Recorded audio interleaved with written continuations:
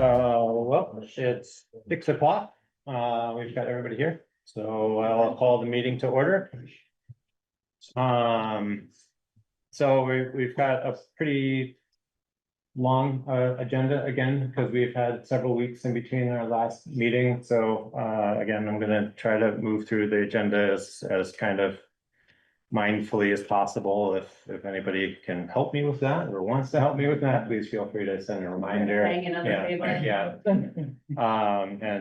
And apologies to anybody or members of the public if it seems curt, if I'm moving something along. I'm just trying to be kind of mindful of our timing. We're also kind of working through slightly adjusted order of operations, which kind of moves public comment a little bit further along. But anyway. So the first items are our appointment considerations. So we have two resignations, one from Walter Opasinski's resignation from the Trails Committee, as well as Paul Olander's resignation from the Conservation Commission.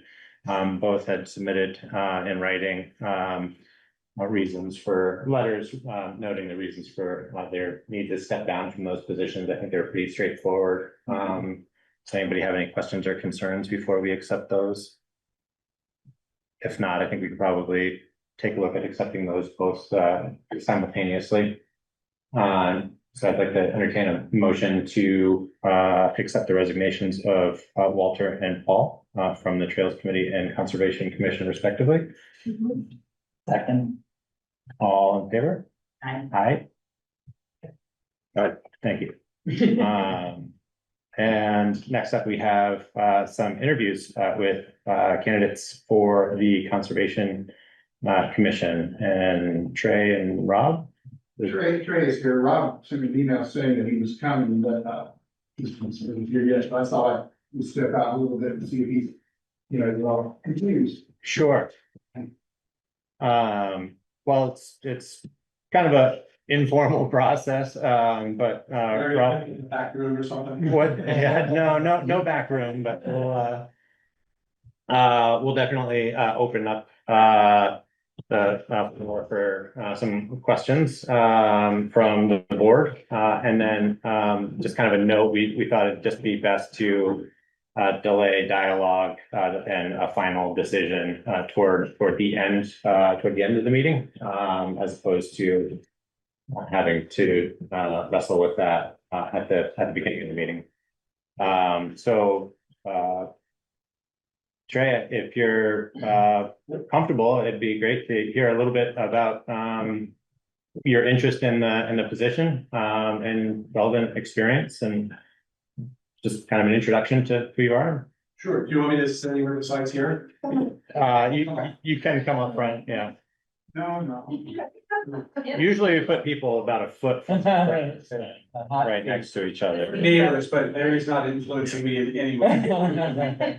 Just to be accurately clear, I'm Trey Martin, and I just moved back to Calais from Montpelier. I've lived in Calais for 10 of the last 13 years, and in Vermont since 1991.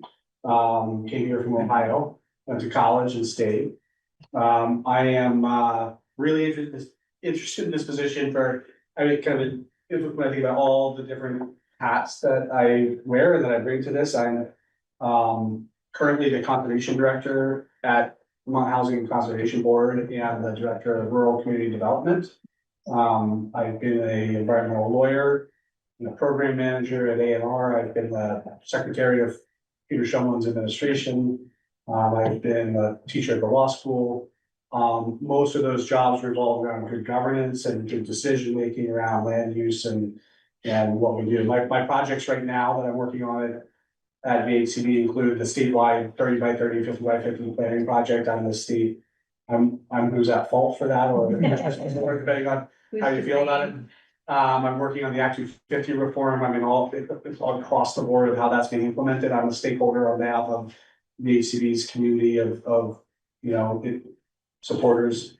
And I've worked very closely with the Land Access and Opportunity Board, which was created to bring more focus on equity and inclusion to our land use decisions in Vermont, and we have been we're working closely with them to make sure not only the things we do at VHCB, but beginning across state government, we think more about impacting communities and the impact of our decisions on those who are less often at seats of power or even at the table. So, what I think that is a really circumspect view of how communities make decisions, especially communities of making decisions about conservation. That's a current job of mine, but I don't come to this as sort of a passionately determined on any sort of 0-1 conservation outcomes. I'm not joining petitions or signing things that say you must do this or you mustn't do that. I do really take seriously the fact that I'm the director of rural community development as well at VACB and smart growth, and working with small communities, rural communities to find that right balance of development and conservation is that's, I think, who I am. If there are any conflicts, it's that I'm a potential funder of the community at VACB. That's what we do. I think I know how to recuse myself and disclose conflicts. I'm doing it right now. So, I don't know whether that would be bad for Calais if I like, somehow was perceived as being involved in decisions that help Calais.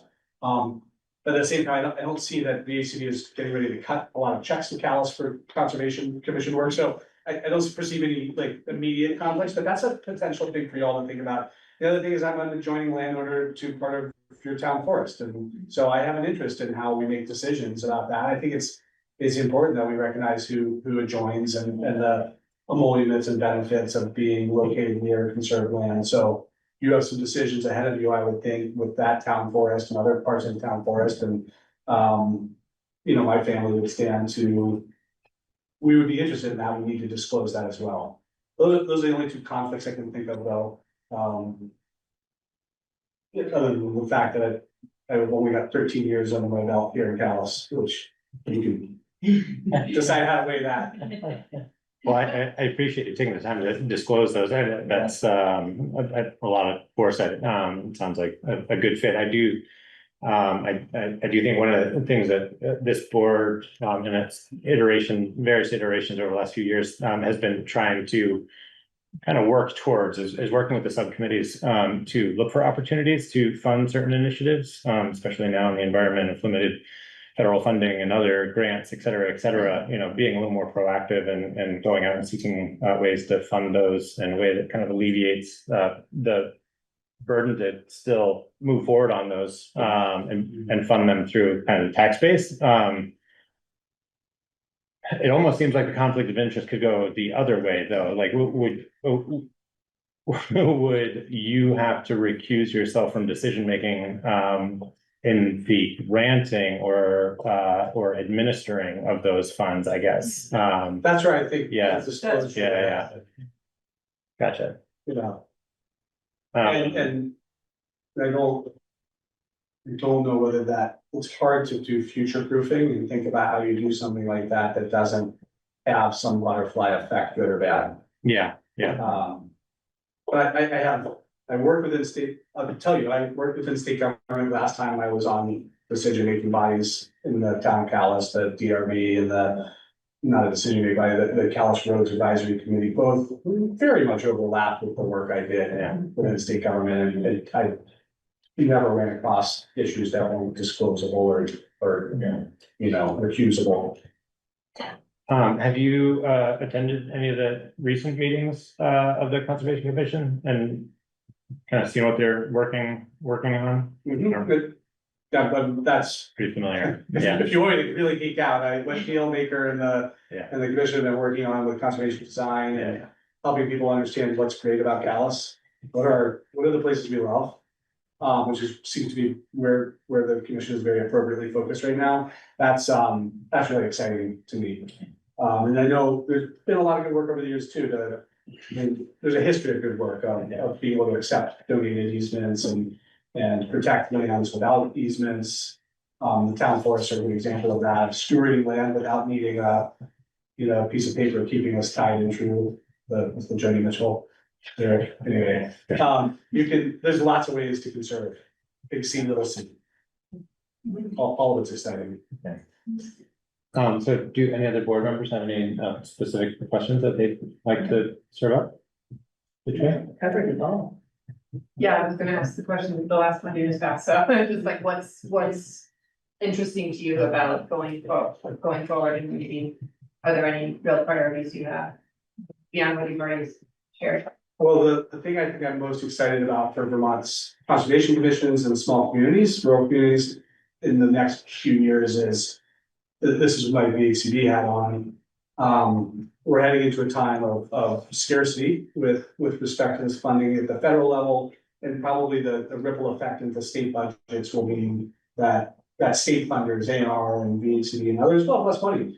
And there's a lot of things that are in discussion right now, both because of the planning work that we're doing and also because the professionals in the conservation community are always looking to innovate, say, how do we step forward? And so, the resilience implementation strategy that the state's doing, which so far doesn't seem to have become one of the things that the federal government is gonna prohibit or say is a dirty word or what have you, this week's terrible events down south have forced the administration, I think, to confront planning and hazard mitigation.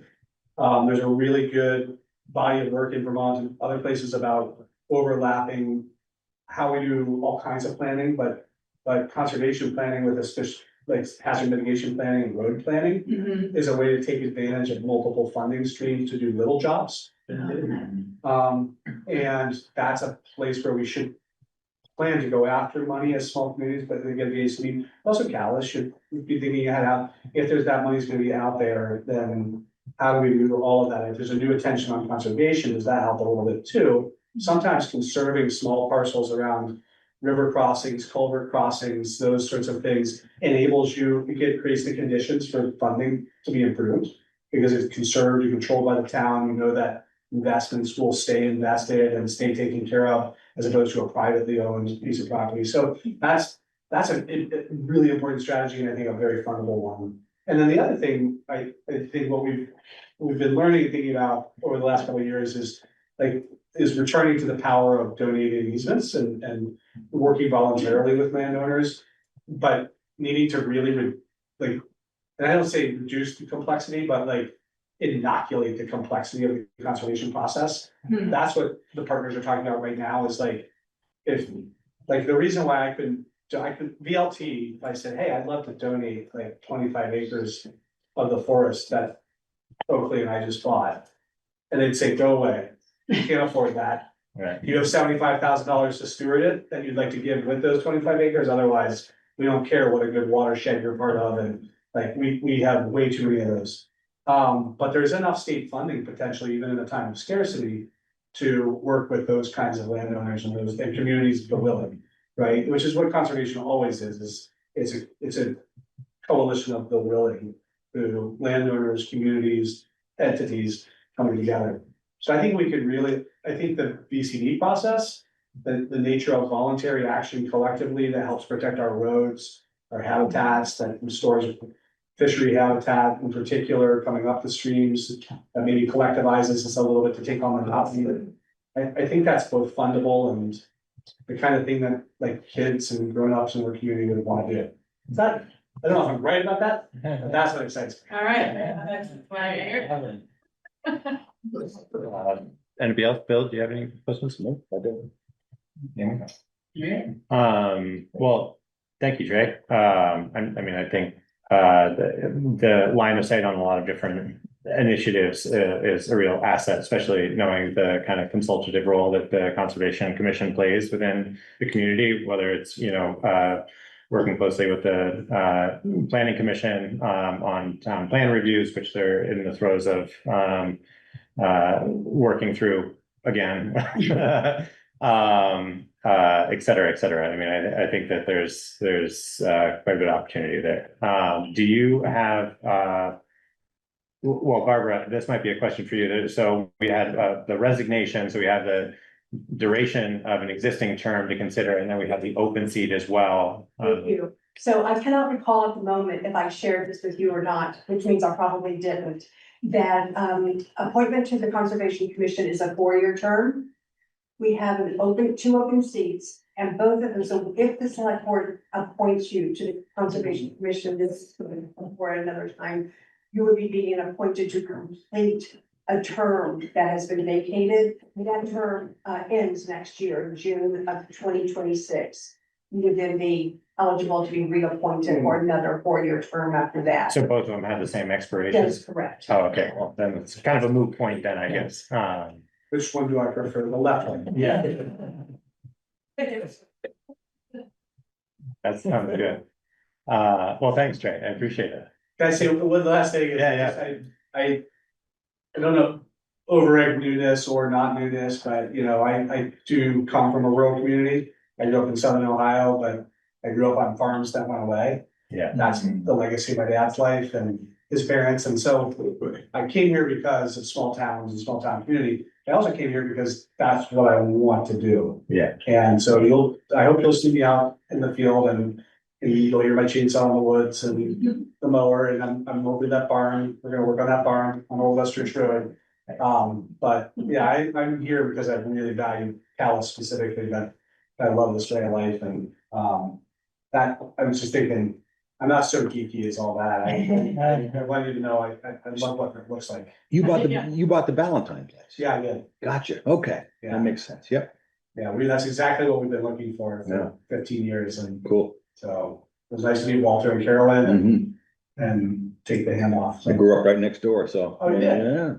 All right, well, look forward to more. Yeah. All right. Well, thanks. Thank you. Thank you. And you're gonna do an executive session decision later? Not necessarily. We put it on there in the event somebody feels most comfortable going into executive session if necessary. You know, I'm not expecting that to be necessary for these considerations. It's two positions, but yeah. But we are gonna make the final decision and appointment at the end of the meeting. So is it okay if I didn't stay for the whole? Oh, yeah, Is it- absolutely. Yeah, yeah. All right. Please. Still on the in the morning. Yeah, yeah. You should suffer with the rest of us. Yeah. That's why I made the pizza after the meeting. I came in here sticking a pizza, you eat it. Thanks, Trey. Thank you. Took the load off me because I wasn't gonna stay. Thank you later. Great, well, the next item up, since Rob doesn't appear to be here, that's okay. I mean, we have both a recommendation and a pretty concise letter of interest. So we can take that into consideration later. If he shows up, we can shift gears and entertain a little dialogue. But we'll move on to a chat with Mr. Mahaly. Is there special music we have to play? Dum, dum, dum, dum. Please. Well, it's great to be here. I'll just say at the outset, I think the answer to the questions you really have are, I don't know. I mean, actually, seriously, I'll start talking about funding. It's really amazing to me how much we still don't know. When we passed the budget, we set aside $100 million extra dollars. Just because. And we have a sort of an emergency fund of 300 million. But that's chump change compared to what could happen. I think personally, there's a very good chance that it will be called back to the session in the fall. Because there was just in fact, there's still no way you could really put together a budget based on the Trump budget at this point. It's really interesting to me. I just was at a meeting on dam safety at the dam safety committee because of Plainfield and I put together some legislation that created this committee, and like everybody's on it, having to do with emergency management. Emergency management at the state level will 70% of their money is federal. At the level of the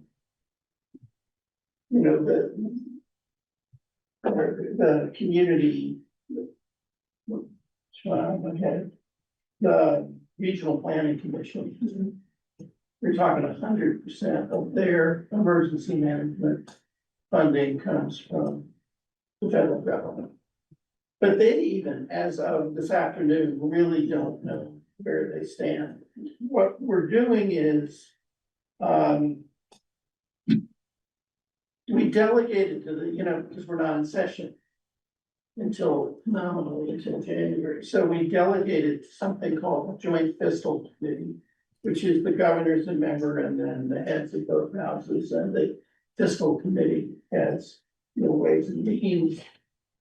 Joint fiscal, it's all the fiscal people. We delegated to them more authority than they usually have.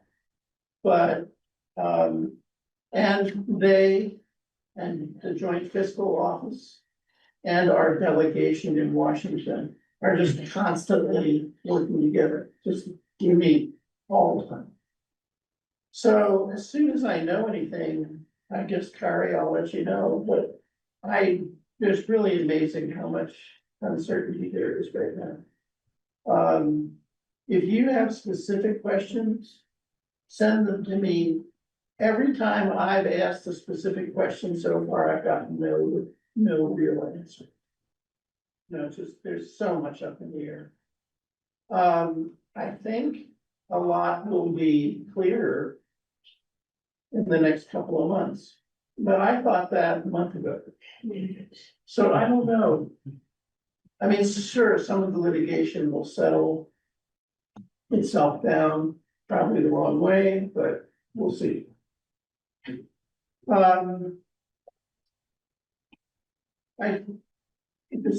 Okay, I'll just talk for a few minutes about education and about housing and a few other things. We set aside $118 million to buy down the tax rate for this year, so the taxes on average statewide will go up 1%. And I would say that despite all the brouhaha about the education legislation, I don't think anything is gonna change for several years. I mean, it's gonna take. We'll get a proposal next legislative session for the new district.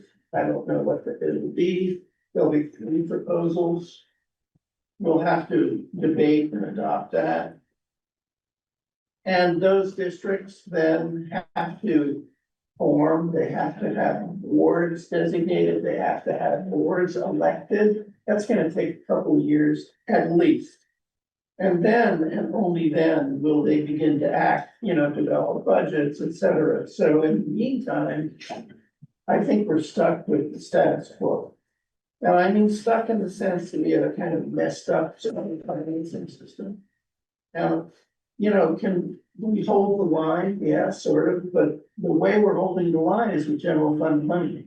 And that's just income, that's taking money away from other things. The thing that worries me about the Trump budgets is, and where we're still don't know where we are, is what happens if they really, really take a hard sledgehammer to Medicaid. We're talking about so much money there. You start taking $500 million out of our budget, then all of a sudden, everything is different. I'll give you an example of what I mean. I'm on the board, the legislature has a certain number of seats on the board of the Vermont State College System. I'm on the board. And when you ask them, well, what's your funding look like? For the moment, they're okay. But half their money comes from the general fund. And if Medicaid, that could all be renegotiated. So it's a very fluid and difficult situation. I think the problem that was faced with education. I'm not on the ed committee. The thing is, you get elected from a district and you're very focused on its problems, but then you go to the legislature and I'm head of the housing committee, and then that's all you do. You just get, if you don't focus, you don't get anything done. The only way to get something done is to focus. So everything I can tell you about education is what other people, many of them I respect, have told me. The problem we're facing is that unfortunately inequality among school districts is now greater than it was before the Brigham decision in the late nineties. You know, you have one school district. Our arcane financing system managed to even out the problem of one district having a bigger tax base than another district. But it doesn't deal with the fact that one district just decides for whatever reason that it's gonna spend $20,000 a people. And the other $14,000 a people, and they're right next to each other. And amazingly, there is no correlation between that decision and anything. It's not the wealth of the district. You can look at any variable and it's just all over the map. You can look at rural, urban, it's almost like there's no explanation for it, but it's huge. So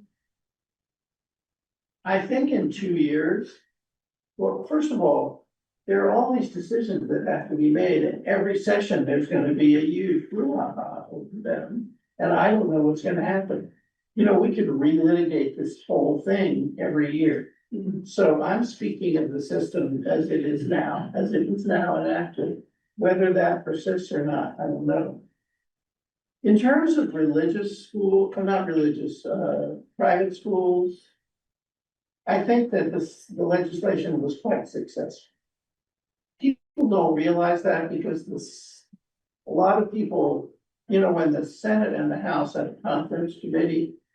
I was the chair of the Housing Conference Committee. It's quite a scene, but you're just sitting there, 6 of you, 3 and 3. But guess what? Everybody and his mother is in the room and everybody else is watching on TV. And the Senate conferees were really, I will say, really overplayed their game, really obnoxious on the private school, the independent school issue. 2 of the 3 are the strongest advocates for independent schools, and they just went overboard. And in the end, they were not successful. The number of independent schools right now that receive state funding is north of 50. This legislation will cut that to less than 20. And no out-of-state schools, and no out-of-country schools, and schools have to accept the same amount of money that the local school, that the public schools get. The committee that's drawing the lines is pretty balanced. They didn't appoint both of the senators who were obnoxious, they appointed one. And I know the House appointees, and they're for the public school, very strong public school. So the new tax system is, you probably know, it's its foundation formula, and frankly, it all depends on the amount of the foundation formula. I mean, will there be enough? If it's enough so that we don't have starvation budgets, it does have the advantage that it's gonna be a hell of a lot easier for school districts to figure out what they're working with early on. It's also better for the individual taxpayer. Because, you know, right now, you're like most taxpayers, their taxes is adjusted for income. But it isn't adjusted until they get their refund from their state income taxes. That's where it's adjusted, so nobody knows really where they are exactly. That's changing. If your house is appraised, let's say at $400,000. And let's say because of your income level, I'm just gonna use fake numbers. 100,000 of that you don't have to pay. All that happens is your appraisal goes down to 300,000. So your taxes immediately goes down. It's a superior system. The school size minimums, the stop school size, class size minimums. I don't think from talking to Jared, I don't think it's gonna affect the Calais school. But they're in the range of 12 to 18. And that's an average for those grades. And it doesn't include anything that's by nature really small, like special ed or anything with a lab or APP courses or, you know, anything like special tutoring, none of those count. And you have to you have to be under the minimums for 3 consecutive years before any action can be taken. So I don't think we're gonna see, when you figure that these districts aren't gonna be up and running for 2 years, I don't think we're gonna see anything going on there for 5 years. And that's assuming that everything stays the same in the legislation. As to the larger districts, the motivation has to do with to some extent it's money. I think everybody I've talked to says, yeah, we'll save some money, but compared to an almost $3 billion budget, it's not like it's a huge thing. You know, it will save money because there'll be fewer people at the administrative level. There's no question. I think it's more the quality and good planning. There's a feeling like, you know, if you want to start really thinking about, you know, different kinds of special high schools or, you know, large high schools, a bigger school district is gonna do better, is gonna be able to do that. I think there's a feeling, and it comes from the school principals and the school superintendents who appeared, and pretty much everybody said, we can't do that. If you ask us to close schools, we can't. We just can't do it. There has to be some sort of larger mechanism. So anyway, in the end, despite, you know, like a lot of people having problems with it, I voted for the bill as it left the House. And I think the bill that came out of conference is pretty good compared to the House. A lot of people got pissed off because of the behavior of the Senate. I mean, the Superintendent's Association, the Principals Association were in favor of the House bill. The teachers union was neutral, but then when it came out of the Senate, they all flipped. And it was because they were really angry at what happened, not because there's an objective difference that I think happened. The housing legislation is what I worked on. The housing problem is intractable. I mean, it's terrible. I will just tell you that despite all the nibbles in our bill, that was sort of nibbled around the edges, the real problem is that in Vermont and in other places, the private market is broken. Just broken. That is, it costs between $500,000 and $600,000 to produce a unit, no matter whether it's multifamily or individual, and at 7%, Vermonters can't afford that. So that's why, I mean, you've probably read about developers around here who just pulled out. What they're, you know, you say to a developer, here, we'll give you the land for free. A lot of them just say, I can't do it, I can't make it pencil. I can't build the unit for a price anybody can afford outside of Chittenden County. And that's the real problem. So the only answer there is finding ways to subsidize. And we have a big problem with that. Every year, the HCB has spent between 60 and $100 million doing that. And this year we have $5 million. It's spent. I mean, you know, we don't have the money. And we're not able to raise, I mean, if we wanted to raise more money by taxing the wealthy, we could do that and we might make 100 million, but we're talking about billions of dollars. Right. So that's, you know, that's not it. So what we did is we focused on ways to assist developers by taking off of their spreadsheet costs that they might otherwise have to bear. So there's this infrastructure. We figured out ways to fund infrastructure without the developer having to take, you know, roads, sewer, water leading to the project can be done either through the bond bank, because we got money for the bond bank, which they can multiply, or by a sort of a simplified tax increment financing place. We did sneak in there a protection of immigrants. status. Immigrant status is now a protected class. And landlords have to accept any form of government ID as a basis for determining whether someone has a credit record and, a background check. We found out after a lot of testimony that that's fine. You can do that with, you don't need a social security number to do that. We thought we did, we were wrong. We had testimony from people from landlords associations with 175,000 members that they do it all the time. So, if you have an address and a name and a government ID of any sort, you can do it. Healthcare. A system that is broken and deteriorating. We don't have a control over a lot of it's federal. But we did. And Blue Cross is near bankruptcy, insurance rates are so high, now becoming so high that I believe we're rapidly approaching the time when most Vermonters who don't have Medicaid or Medicare are simply not elect their health insurance. So Mark, if you don't mind me, Yeah, no, go ahead. Redirecting a little bit. No, go ahead. I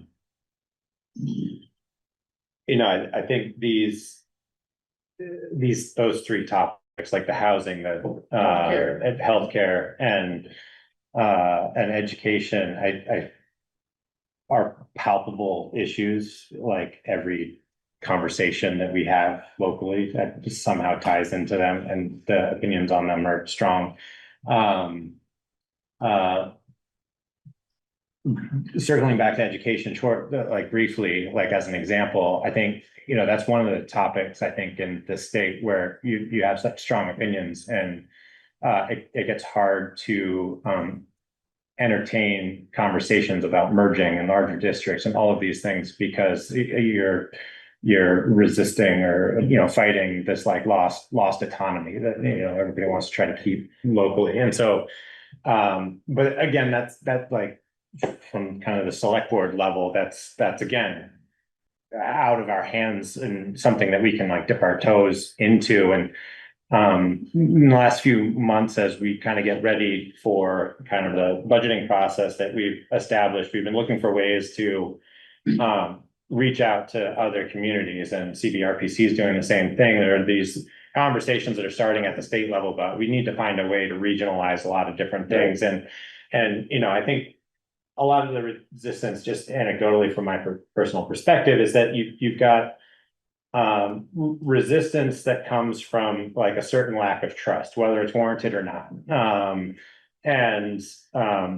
I guess if we're going to try to find room for being optimistic about something, or maybe kind of proof that we can work regionally and collaboratively on certain initiatives, we have infrastructure maintenance or material purchasing collectives, or development planning initiatives that are happening on that could happen at a regional level, and start, I guess, creating the muscle memory of reaching out to our neighboring communities and start these dialogues, and maybe they also start opening up better dialogue, or constructive dialogue around education, just at a community communication level. So what still seems kind of a struggle from all of the information and overload that either comes from the states and various committees, or even the federal level, is where the opportunities are for driving these conversations, or what entities might be able to keep their foot on the accelerator of these conversations, like the CVRPCs and League of Cities and Towns, to really facilitate the dialogue in very targeted ways. I think emergency services end up being another one.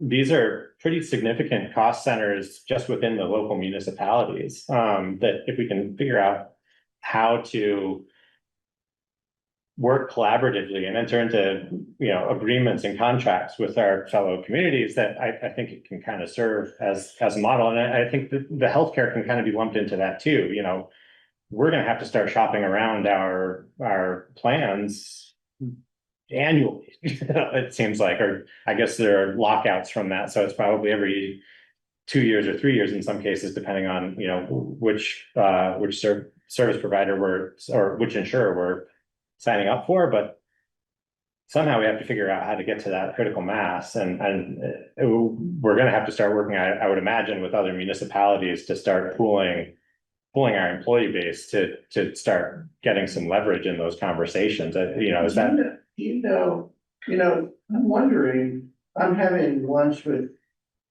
people at the league next week. And I'm wondering, so the reason is, on the education level, there's something called BOCES, I don't remember what it stands for. But it's something we put in place 2 years ago that encourages school districts to collaborate in exactly the way you Yeah. described.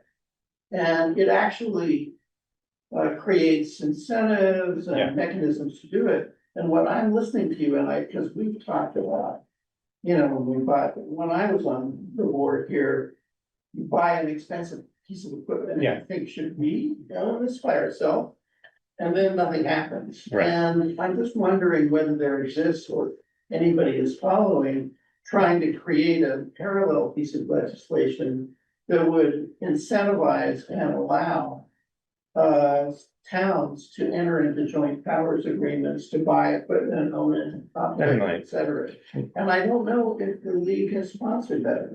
No, and I think it has to be, it has to be a trickle down type situation, because, the towns all have such limited resources and staffing resources to really commit to that. I mean, we can ideate a lot, and we can, no fault of our own, we try to follow up on these things, but it's hard to get traction unless somebody is saying, like, here's the opportunity. Or, structuring a program where, like, if you participate in a certain level of capital planning and you have a certain demonstrated amount of planning in your budgeting process, that makes you eligible to, say, okay, every 5 years, 4 years, 3 years, these are the pieces of equipment we're going to be looking at, and then going across statewide and saying, well, there's 24 other communities who are on a very similar, purchasing program, but like, we can't do that ourselves. I also think this is gonna become more urgent because of climate. And the reason is, if we have a mud season every year like we did, not this year, but last year, it sort of raises the question of, do dirt roads work? Yeah. And if dirt roads don't work, what does? And that is money. And that maybe just can't be tackled. I mean, we've always done in Calais, we've always run our own shop, period, when it comes to taking care of our roads. And if we have those kinds of mud seasons, I'm wondering whether we're gonna have to do that more collaboratively. Yes, chime in. I think the parallel between education districts and municipalities it's really strong, and I think, I agree with Jordan, it'd be nice to have incentives and get some wins and get some momentum. But we're past the point where some consolidation needed to happen, in my opinion. And there's gonna be that plain resistance locally. So I think there is gonna have to be some top-down push to make it happen. And I think, I know people are exhausted. There was a big push to do the education, but I think. But the no, municipal but is next year is a new session, so. Yeah. And also, just to be very concrete. If I find no one is doing this, I'm willing to take it on. I have to get the deadline to get a bill request into into legislative council. They draft the bill. It's December 1. Okay. But you never want to wait till December 1 because they get 500 bill requests on December 1 and don't, you never hear from them. What I would want to do is talk to the person, and on Wednesday, I'm having lunch with the head of legislative council to ask her which person is the person out of the 20 people for everything I'm working on, and I'll add this to the list. Because what you wanna do is start talking a dialogue with the legislative council no later than September and October. That's the prime time. So if we wanna do something, if nothing is happening, and we wanna do something, by the time the September arrives, early fall, we should be working. Yeah.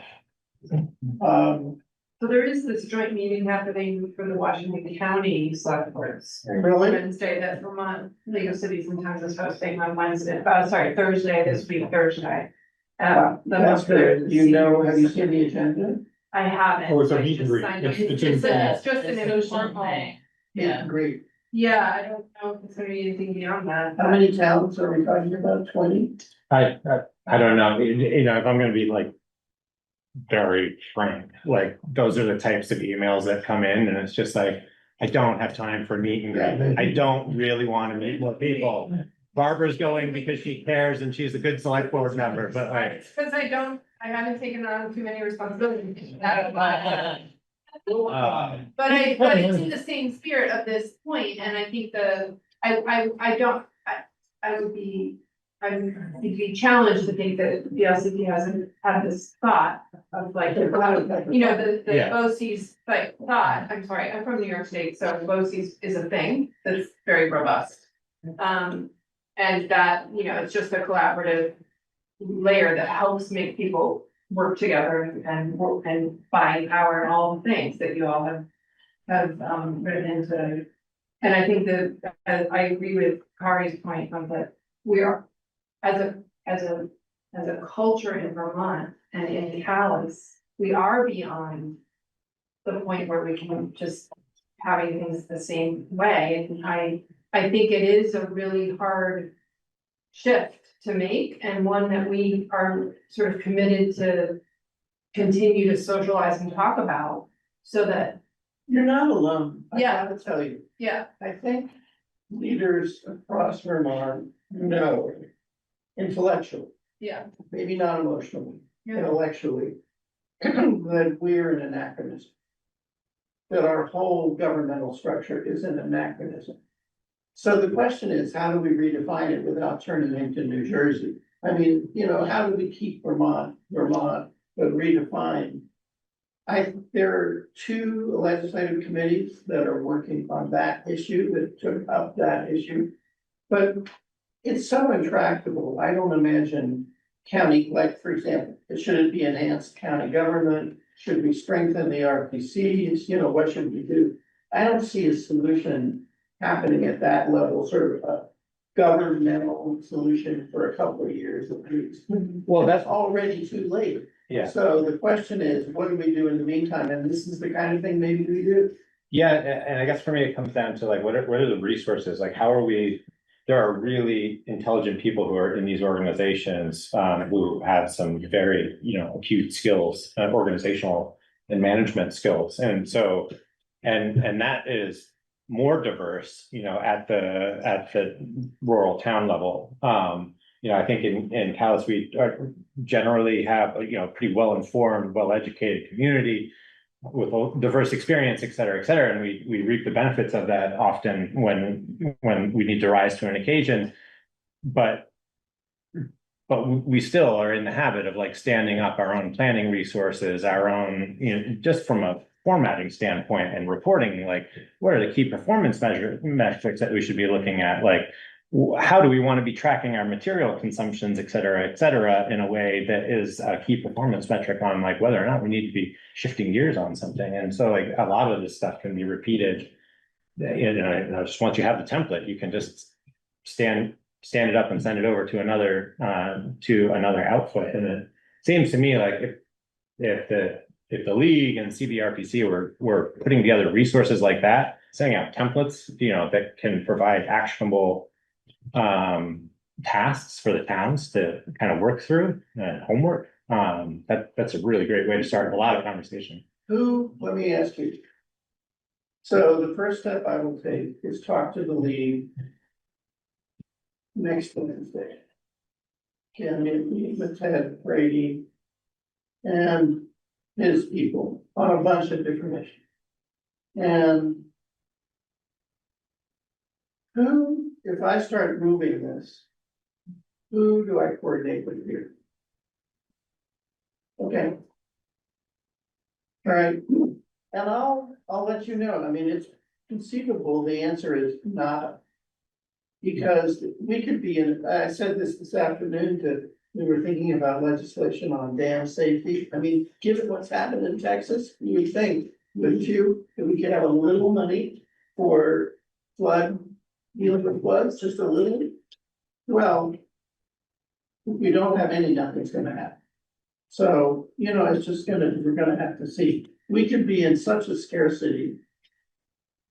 And yet at the same time, as people were saying this afternoon, all these RPCs and safety people, what we've seen in Texas, you know, and in the South and here, it's just like the beginning. It's not like, oh, wow, Right. this is once in a blue moon and it's gonna get better. It's just the beginning.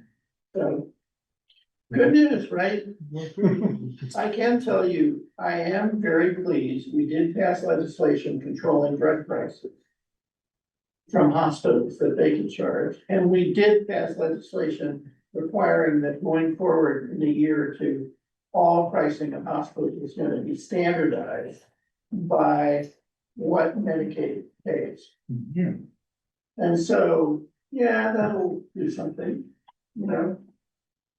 But of course, the governor vetoed the homeless thing, so everybody's on the streets.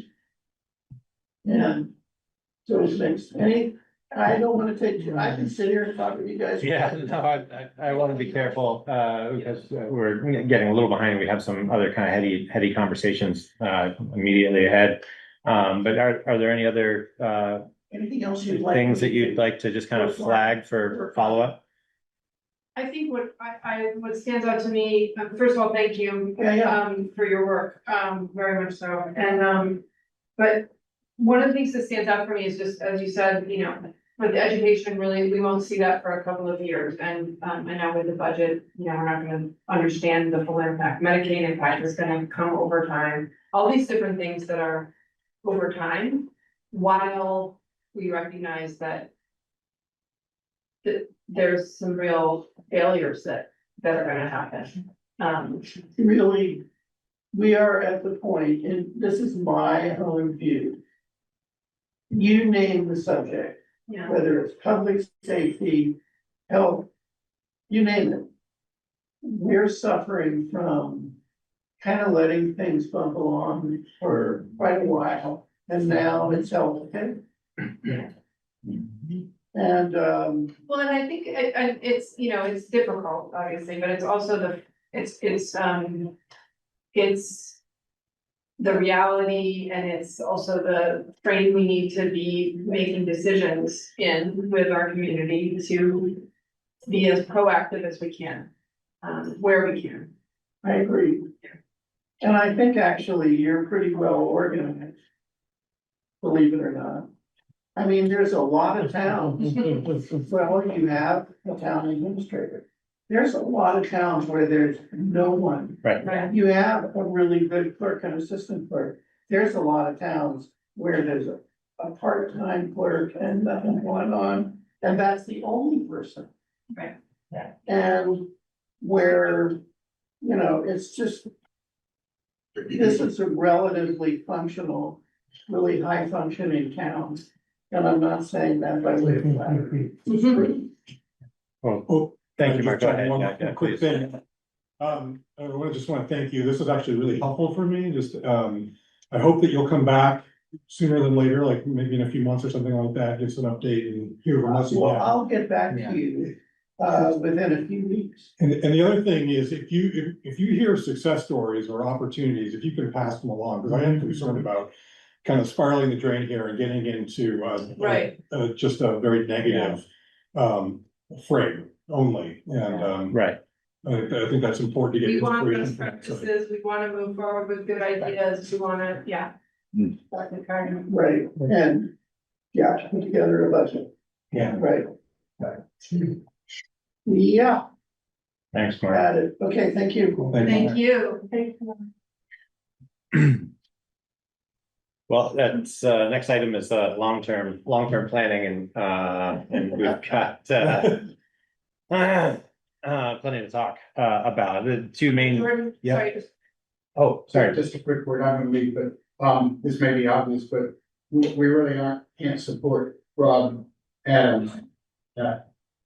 If he's not here, so I assume you wouldn't act.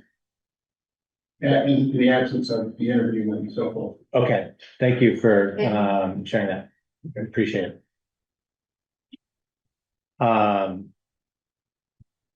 So, the two items that we have under long-term, planning, the two main items, and then just kind of some dialogue around next steps.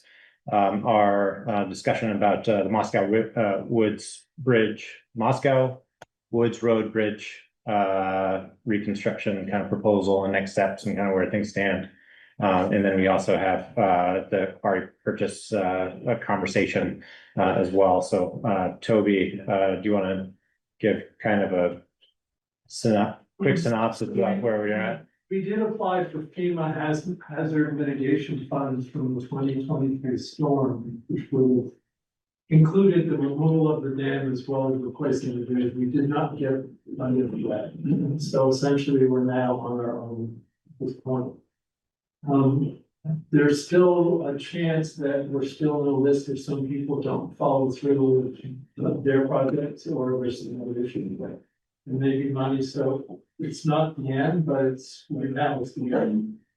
So then it falls on us as a town to deal with the bridge. Now, in 2014, the Wolf Engineering said this bridge needs to be replaced, so that was 11 years ago. It's, you know, we did a temporary repair to give it some more length of time.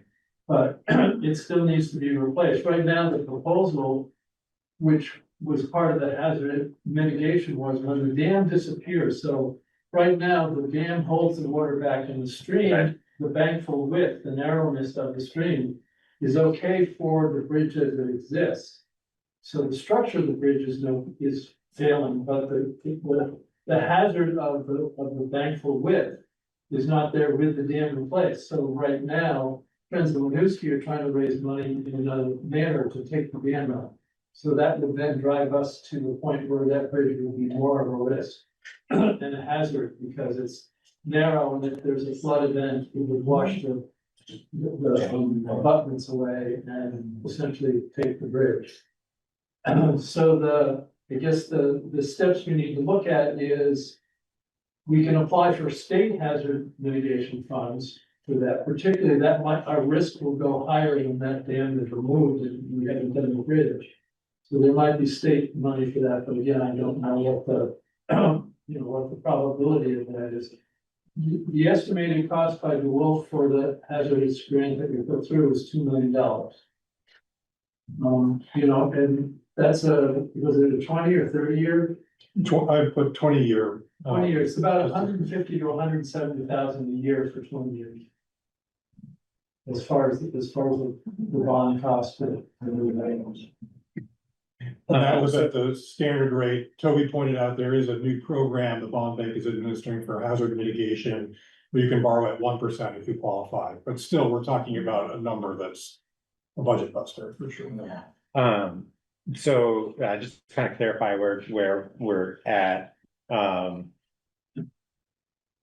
the friends of the Winooski, are still pursuing, hazard mitigation, that includes the bridge. They have through the other funding recalculation. sources, and Michelle Braun is fairly Yeah. certain that they will be able to obtain those and proceed with dam removal. But just Next for the dam, not for the. Just for the dam in 2026. So the Friends of Winooski are dealing with the local homeowner. If Yeah, they yeah. have the property, they're not including the bridge in any of their next proposals. So the dam would go away, but the bridge would still be there, and it would be our responsibility to deal with it. Is that a change from what we had previously discussed Well, with we them? got 'Cause the, we got the state to combine the two Oh, I see. in the hazard mitigation that we applied for from the 23 floods. Gotcha.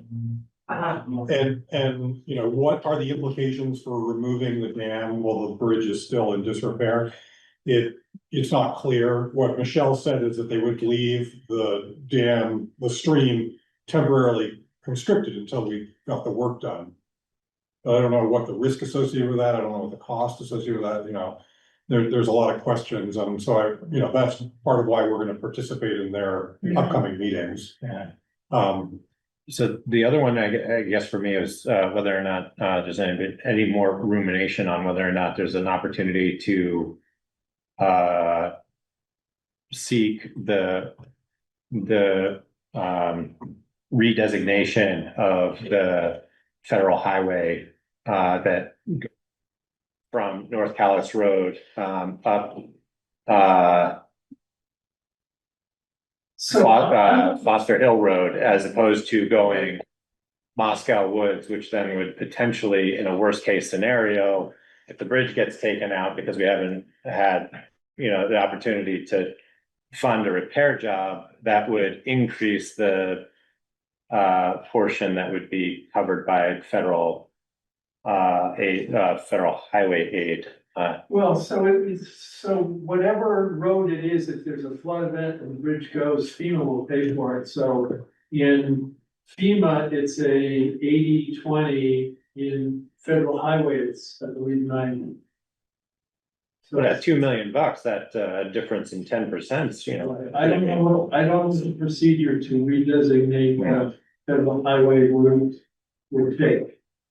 And I don't even know how they decided it originally. I think the state It's did. just all of a sudden it's there on the map. Somebody in Montpelier sat down and said, let's designate these as federal highway. And I'm not sure the town even had any say in it. No, it doesn't look like it.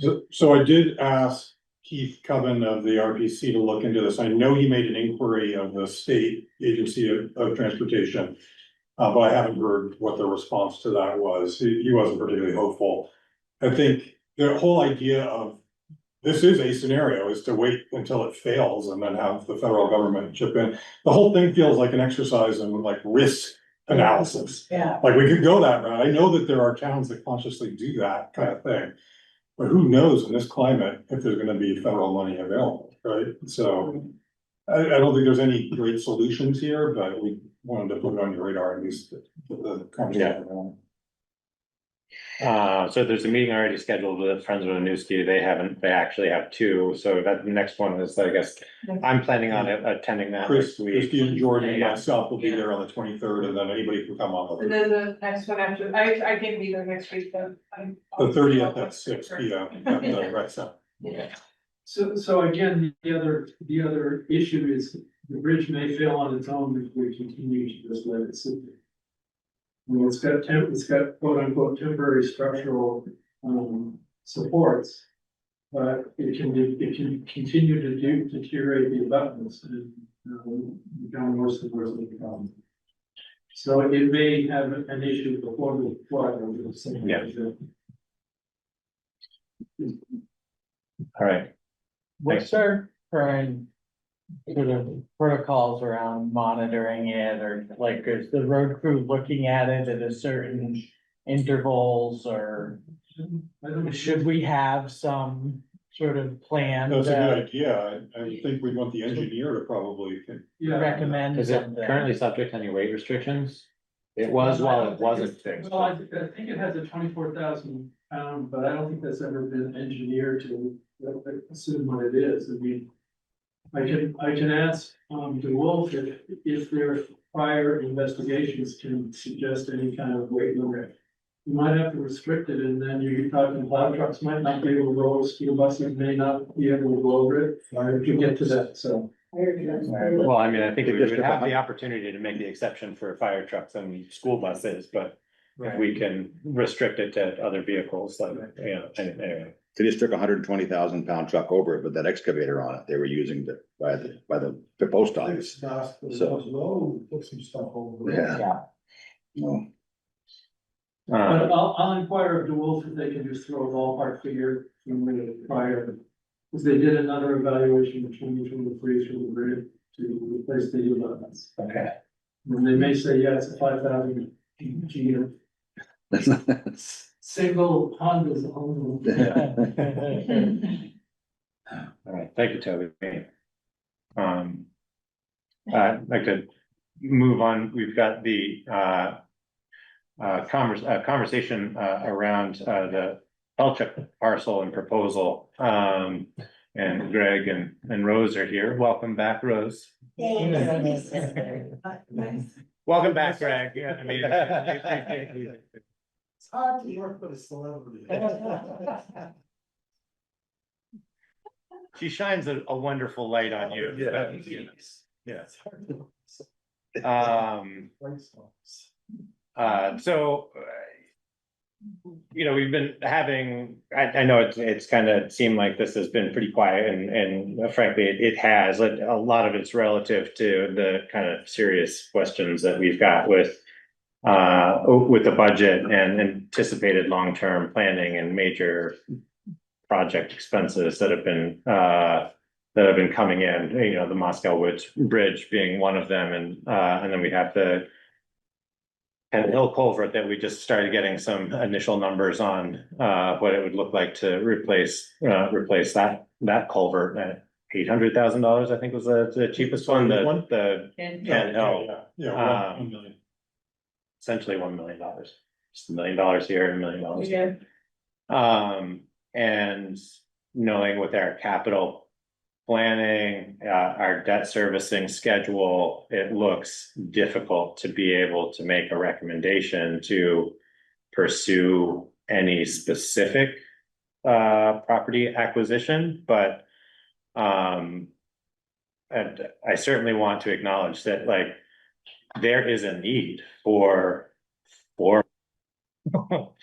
to be used and generated as closely to the town as possible. But I'm personally having a hard time kind of reconciling the limited resources that the town has and bandwidth to even manage an operation or manage a parcel like that. And so this is kind of an opportunity for members of the select board to weigh in, and certainly for Rose and Greg to give us an idea of where you guys are. Rose, you've mentioned on a number of occasions that you'd love to see this resource used and taken advantage by the town, or seeing the benefit of having it, and I don't disagree with that at all. It's a pretty appreciable sentiment. But I also don't want to get in the way of private property owners going out and finding the best opportunity they can to sell the parcel. Sounds like really what we need is a really motivated and excited operator. You needed somebody to win Powerball.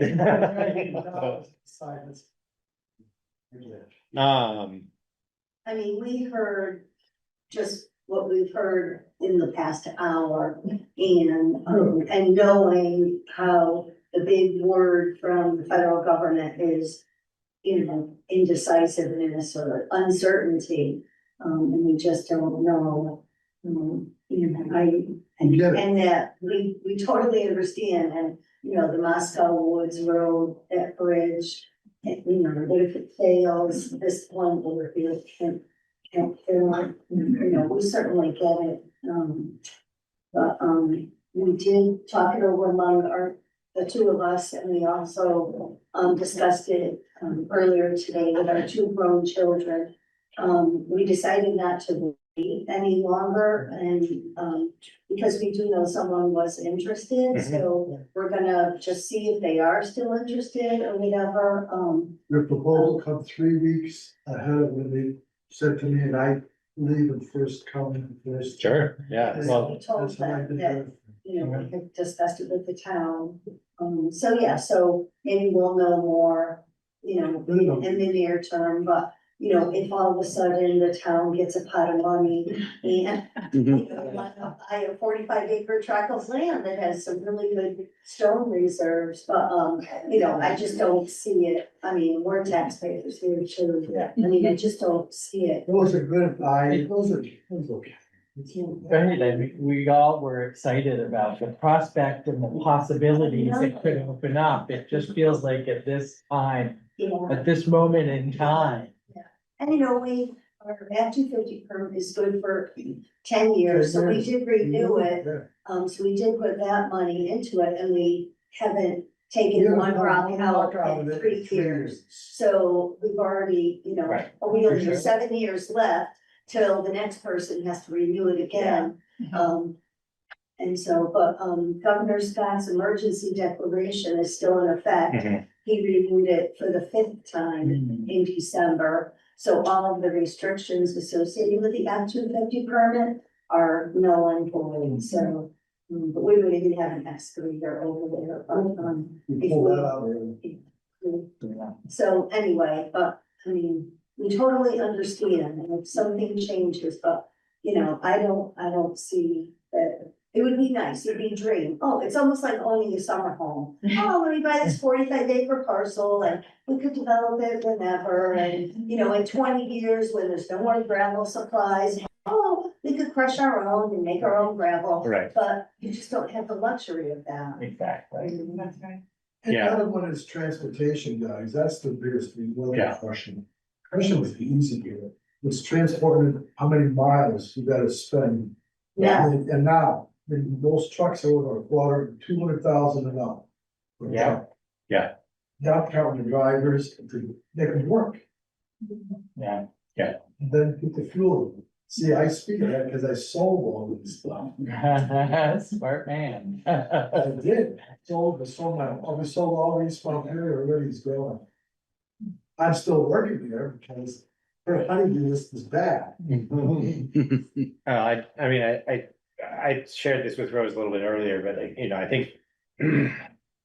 I wish the conversations were a little bit more evolved on the regional level, because I think.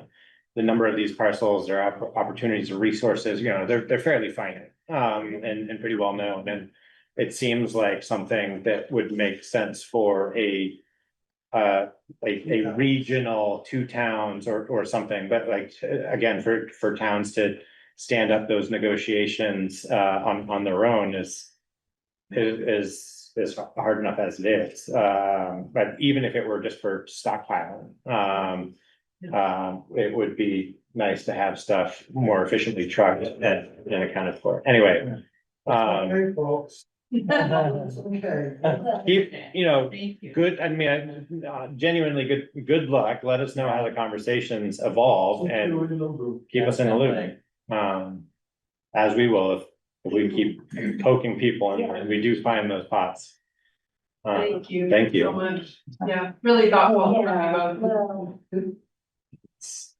we feel bad about it. It's okay, guys. I think the new homeowners may be okay too, okay? Yeah, Anyway, we're gonna let you get on with All your right. business. thank you, Rose. It's good to see you. Thanks for coming in. Nice to see you. Yeah, Yes. You know what? and happy grandparenting. Congratulations. Yeah. It's not doing the minutes anymore. Yeah, good luck. Good night. So next steps as far as long-term planning process, Kari. Still trying to pull together a meeting, it would be a small group meeting with the folks from Woodbury, they definitely want to do it. That's what our calendar. Okay, And good. I don't have anything planned after that, but we can certainly talk to East Montpelier, Marshall. Okay. Other people with no. Yeah. Yeah. All right, well, we'll try to get some meetings lined up. I mean, my time is somewhat flexible, at least my schedule is somewhat flexible, so if we want to do another. Office meeting, I think that those are pretty productive, so. Just let us know if we hear anything back. So the next item that we have is the spring check-in with the listers. So we got Wilson and John and Rachel, welcome. And just see how things are going, to see if if the select board has anything on its immediate purview, I guess, that it needs to consider to support the work. I don't have much of an agenda beyond that. It sounded like there might have been some business to consider, but that's going a different route, right? That goes through the PACU. We're gonna launch the panelists, final grand list sometime this week. Zach Stills can go out and. That's it. That's the end of it's a busy season, now it's just waiting for people to complain. We went through grievances. Yeah. Grievance. That's great. So things are going well, the inspections by number. I understand they started, but I don't think they've really gone into any houses and looked around yet. They came into my house. Did they? Yes. They came to my house and they said, we'll come back and look inside later. Oh, but they didn't know why. Seems You're inefficient. playing that dog barking tape?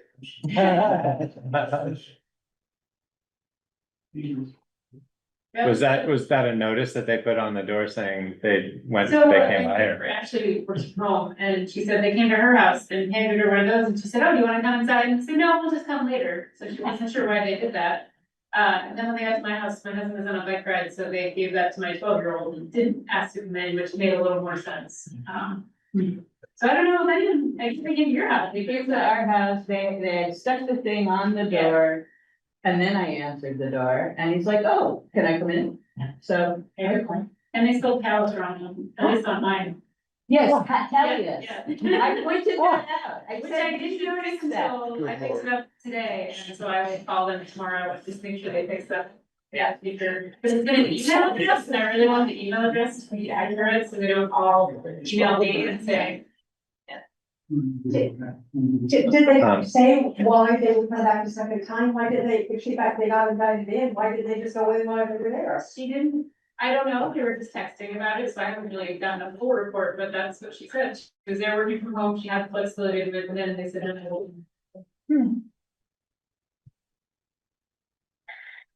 the person who came to my house said that he was gonna be in charge of the whole process, but now he and his family are relocating to North Carolina. So there's like some flux in who's doing what. Is there a expected timeline of like the town, the scope of work? I just can't remember.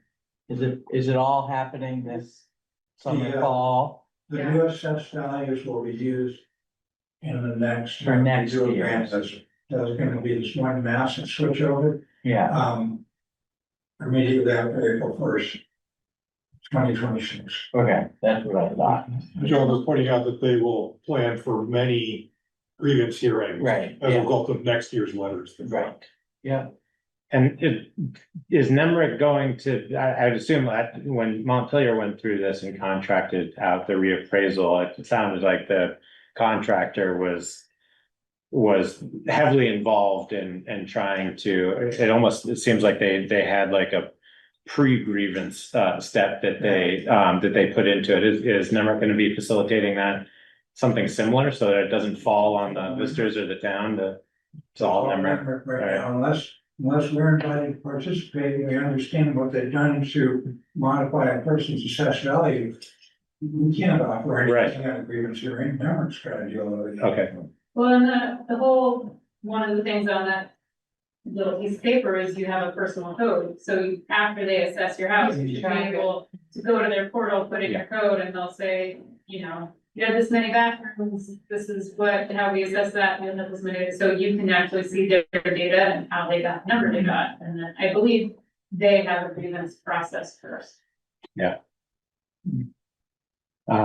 Is it appropriate, or is there any communication that town should be doing to let members of the community know that this is underway? And I mean, Tegan's been doing quite a bit already, but. Dave, but I put things on front porch. Yeah. We also put physical notices up around town, Cara and I did that, and then there's a frequently asked questions on the website that we can direct people to. Okay. It's been a slow start, they've only done 2 roads now, and so I think once more people start getting these tags and getting these assessments, more people will have more questions. I know some towns have done live Q&A with members of town staff or with some of the contractors. I know some people have very elaborate websites. People have done a variety of things. I think at this point, it's just about keeping lines of communication open and having the resources to give to people when they have initial questions. Well, the last bit that I just want to check in with Rachel, and welcome back from vacation and welcome to the role. And are you feeling comfortable with kind of some training opportunities that you have access to? Is there anything that we can do to help facilitate any of that? Yeah, I'll take advantage of any training opportunities that will come up. I haven't heard of any as of yet. Okay. There's a- VLTC, I'm sure, Yeah. has a file of them, but maybe not. Well, there's an email that comes from the property assessment. It came out over the weekend and it always lists training, so I can forward that to you and make sure that you see it, and it'll give you some of the absence of trainings that are on there. Some of them are remote. I don't think they're remote. I've never done one. They've done them, but I get emails of the template. But in addition to it from a League of Cities and Towns, I don't know how much VLCT has for that, but we can check. Some lister stuff. Yeah. PBR and the IWAL and the field manager, but. The rest is supposed to be in schools, so, right. And There's a lot of stuff on, reported by others, Yeah. so there's actually a change. good. Wilson and John, you guys have been doing it for a while, and would it be appropriate, I guess, for you guys to run a certain amount of introduction and training for the software, or is that easier to do as you're going through specific processes and tasks? The software at this point is manual. Yeah.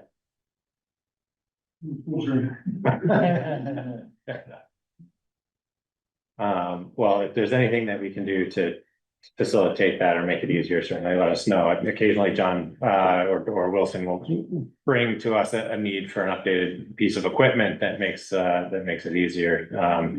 Sounds like mostly a software issue that we don't have much control over, but if that changes, certainly let us know. Thank you. Appreciate it. And was there anything else, Kari, that you had? Great. Thank you.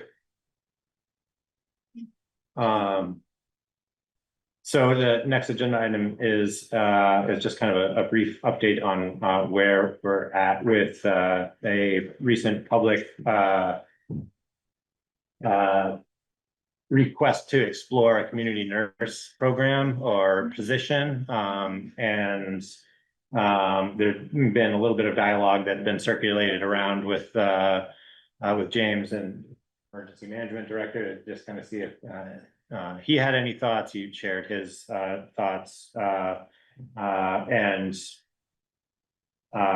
didn't necessarily put it down, but said that, it's going to be very hard to find and stand up a resource like that locally on our own, essentially, and that he didn't know of anything in particular to help fund it. The other thing that has kind of changed is we have an applicant for our health officer position, and it's an individual who has a background in healthcare and healthcare services. And so as we were having a dialogue about this agenda and how to respond to this particular item, the thought was that maybe we table kind of any additional conversation about this until we can consider that appointment or hiring, however you want to look at it. And then if it makes sense, we can put that as a kind of supplemental explorative task for them to look into.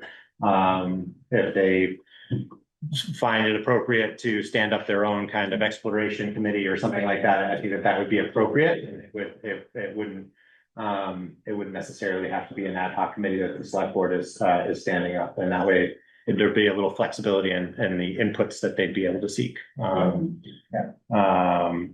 So does that sound like a fair characterization about where we're at this point? Yeah.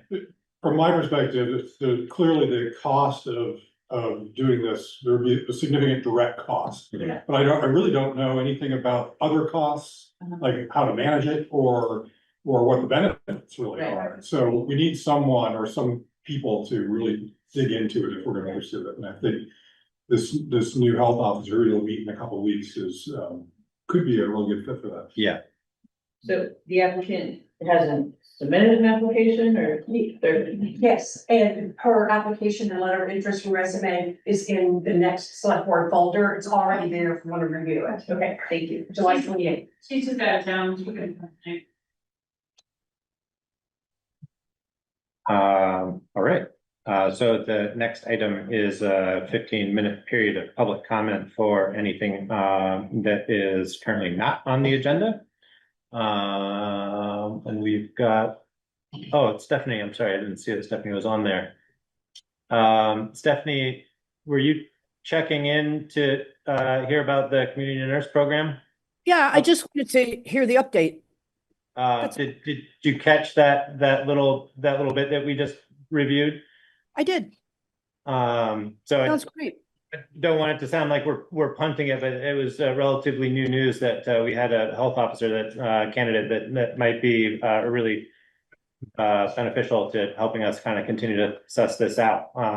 So we're hoping that, I would imagine, if we can make a decision on appointment and continue to dialogue, that it will be passing that along either in the next meeting or beginning of August, and kind of just keep that conversation moving in that direction. Yeah, that looks pretty hopeful. Okay. Yep. Thank you. Thank you. All right. Jordan, I've got a quick question unrelated to the road maintenance thing, if I could ask that. Yep. I missed the discussion about the French mattress project. I got tuned in late. I couldn't figure out where you guys were. But I'm just curious about the contract, and do they have any sense of when it might start?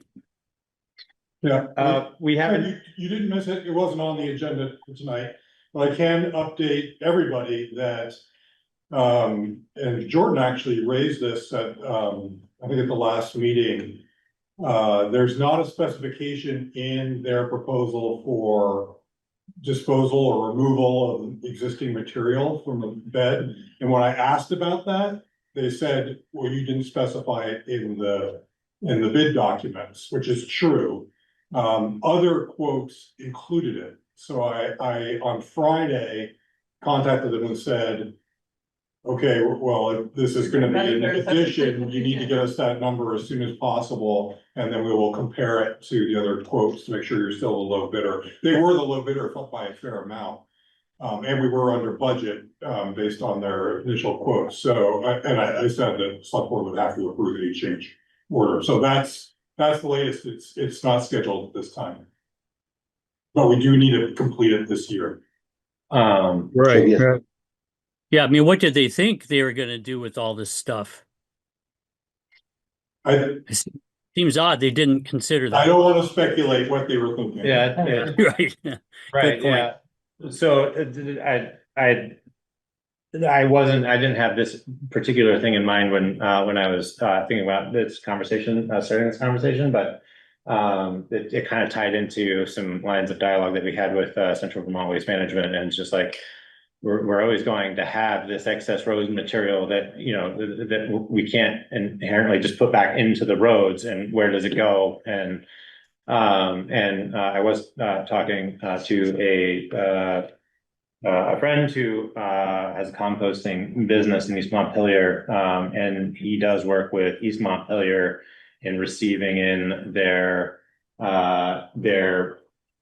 road material and work in trying to like go through a reclamation process. Essentially, he screens it out and takes the sand out and repurposes it. And I just kind of like very casually was like, is that something that you're considering doing? And he's like, oh, I already do it for a couple of towns. And so if we would like to explore that a little further, it may also be an opportunity to try to keep transportation costs down for any of the contractors if we're revisiting that. That's going to be a pretty substantial amount of trucking. We estimated over 100 truckloads, 10-wheeler truckloads. Yeah. Long material.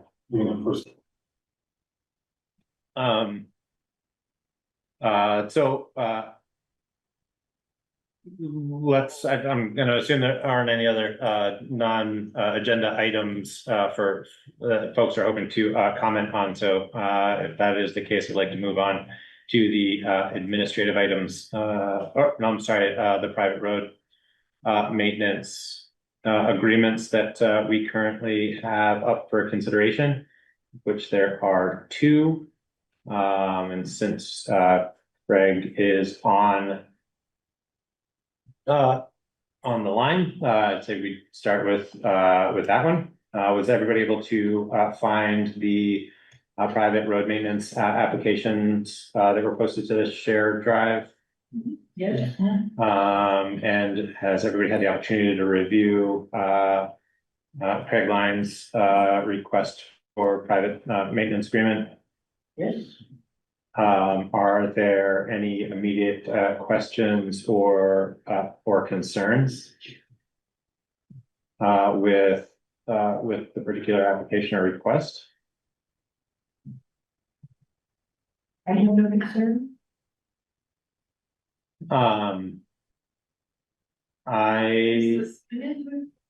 Yeah, so I mentioned this to Kari too. So we're getting obviously more organized around these and setting expectations. And I'm wondering whether or not it's necessary to have the signage in the roadside. Okay, sorry, so this is yeah. a new form, first time we're using this Yeah. form. So it says at number 8, It does. I will install signage, and the question is, why? Well, so part of the context, I think, behind this was also to kind of capture other work within the right of way, and if there were individuals performing work within the right of way, signage warning traffic about that would be appropriate. I don't know if that number 8 verbiage was constructed specifically with the intention of saying, you know, warning the road crew. There's only a handful of these, and they're reviewed through a process, and it seems a little excessive, I think, to have to put that up. I think there has to be something. Something. Maybe it's 2 green ribbons at the start and 2 green ribbons at the end, but something has to be there. I don't know what the property line is, Yeah. nobody does. Okay. But I agree, the no mow signs, I'd rather not see those, but something has to clue you. Hey, I need to pick up the blade here and put it back down. Right, especially as we get more of them going on, you can't expect whoever's mowing to Right. know all the property boundaries of all the It people. kind of starts to beg for a standardized process for that Right. instead of the owners, Okay. you know. I would just. Sorry, Okay. just looking for a pause. I would just say it's easy for me to put the signs up. And I know last year Bill was not clear about where my property ends on the north and the Lowe's begins. There's no obvious, I mean, there's a big maple tree and I know that, and I know where the pin is, but nobody else does. And so it's easy for me. I think it makes it more clear. Yeah, I think it's needed and not hard. And as soon as the season was over, I took the signs down.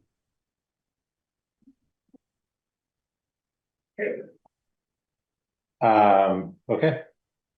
And this is gonna be for the 2025 mowing season. Yep. I had one quick question, or maybe it's quick. Mhm. And that is, if the town, and by town, I guess I mean Kari, the road commissioner, has an issue with what I guess have not done, is there a communication to me and then we look at it together, I guess, Kari, as you and I did last year, and then we figure out the resolution. Is that the process? Yes, that's my expectation. Okay. That's great. That's perfect for me. Okay. With that, I guess I'd, entertain a consideration or a motion, to, accept the application or approve the application. Move to approve Greg Lyons' application for private maintenance of public water thing as submitted. Second. All in favor? Aye. Aye. Any opposed? Any abstentions? All right. Thank you, everyone, and thanks, Craig. We'll get this signed and look forward to having a cooperative season. The next item is similar. It is an application for modified roadside mowing practices on Sparrow Road. That was submitted by Andrew Nemethy. Is everybody familiar with that application and the road segment that's in question there? I'll say that this one, there was no application for this last year. I understand he has applied in the past and accepted. When I looked at it is a 1/10 of a mile. It's straight, it's flat, relatively flat, and it's open most of the way. So seems like a sort of an ideal condition, although maybe Bill, you have another opinion on Sparrow Road. As long as he's gonna mow it, as long as he does it, I don't care. Yeah. Listen, I'll just say that I was contracted by Dan Lynch, who owns the house on Bliss Pond Road, but right there at that junction, to bush hog both sides of Sparrow Road. And so I actually mowed more of that than Andrew said had been done before, but nobody told me not to mow some of the brush that was right along the road. So some of it got mowed right along the edge and some didn't. But it is very open now. Has anybody had any conversation with the other property owners that are on that road? I guess the only other one would be that, yeah, it's the Lynches and I'm sending an email about that right now. Walter Obazinski. I don't know. I'm kind of curious about, I mean, this seems like an odd class 3, but I haven't done my homework on this admittedly. I think each property owner should have to submit. I don't believe one person should, unless there's a letter from the people to the town, in my opinion, Initial or something like that. something. Yeah. Or staff could verify that these folks are okay with it. Yeah, I guess that I would feel more comfortable if I have a better understanding of what the, Conditionally. I mean, I don't know that makes much of a difference because it's a request not to mow currently relative to the current conditions. And so, I don't know that another couple of weeks is gonna be, yeah, if it's not on the schedule and it's a dead end road that really only services 3 parcels. It seems like we can kind of like table this just to make sure that everybody who's gonna be on that road is on the same page. Probably best practice to Yeah. verify. Does that make sense to everybody else? Yeah. Okay. So we'll table that one, for now, and then we'll take it up on the next meeting. Very good. That is the private maintenance agreements. I'd like to move on to the, yes, Barbara. So, your second conservation commission applicant is here. Do you want to tap that in before we move on? Oh, wait till the end of I was the on my agenda. usual schedule at 8:50, so. Oh, yeah, sorry.